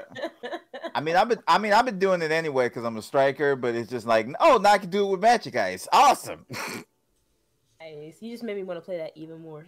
Yes, go play that. It's so good. It's just good. And Trial's awesome, and basically one of the best people to have in the fire team, bar none, and Crucible. just like No, not Crucible. It's the Leviathan gang. Yeah, Leviathan gang. You know the vibes. Yeah. Callous shadows on deck. Slap the shit out of that android. Dog bottom Yeah. motherfuckers. I was like, you raggedy bitch. So yeah, that was awesome. So happy about that. And for me, I'm still recovering from Extra Life. I'm tired. I'm tired and I'm exhausted. I'm still debating on whether or not I'm going to come back to streaming next week because I've not slept very well in these past few days. Oh, take the weekend. A rest? Okay, well, you're not sleeping, though. Yeah, come back when you're refreshed. It's a lot of work that's being done. Like actual work things that last week was the election. This week is actual work. So yeah, I hate to use this term, but I'm rounding the corner on work. So hopefully I can get that done and try to get some rest. So yeah, I'm sticking around again for Tech Talk Thursday. Still not sure what it's gonna look like for the rest of the streaming. Again, there is going to be a video from the Google Stadia controller because those are easy to do with that ring light I bought and really fun to do too. But yeah, that's pretty much it. Again, thanks to everybody who came and donated to Extra Life over this past weekend. Definitely hit the goal of $2,020. We now move the goal up to $2,700 for Duke Children's Hospital. So definitely if you can help out with that, majors.house/extra-life will be the link you can go to. Also on the Extra Life front, $13 million was raised as of today for the year for 2020. So again, shout out to everybody who, again, in the midst of a fucking pandemic where a lot of people are definitely out of jobs and they're hurting, there have been people who still working, who still are getting money, and they are still contributing and still helping out these sick and injured kids all across North America.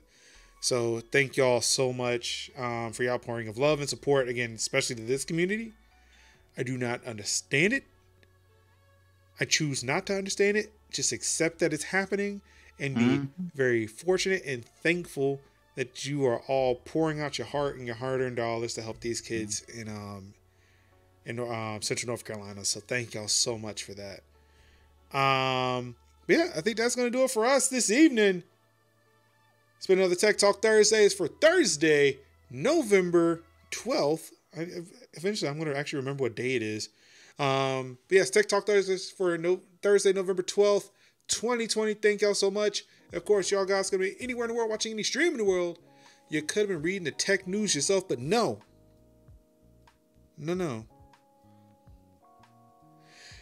You let us strike it down for you. Like only we know how. And that's all I got for you. Thank you so much. See y'all next week. Peace out. Wakanda forever. Ye Bombay. Ye Bombay.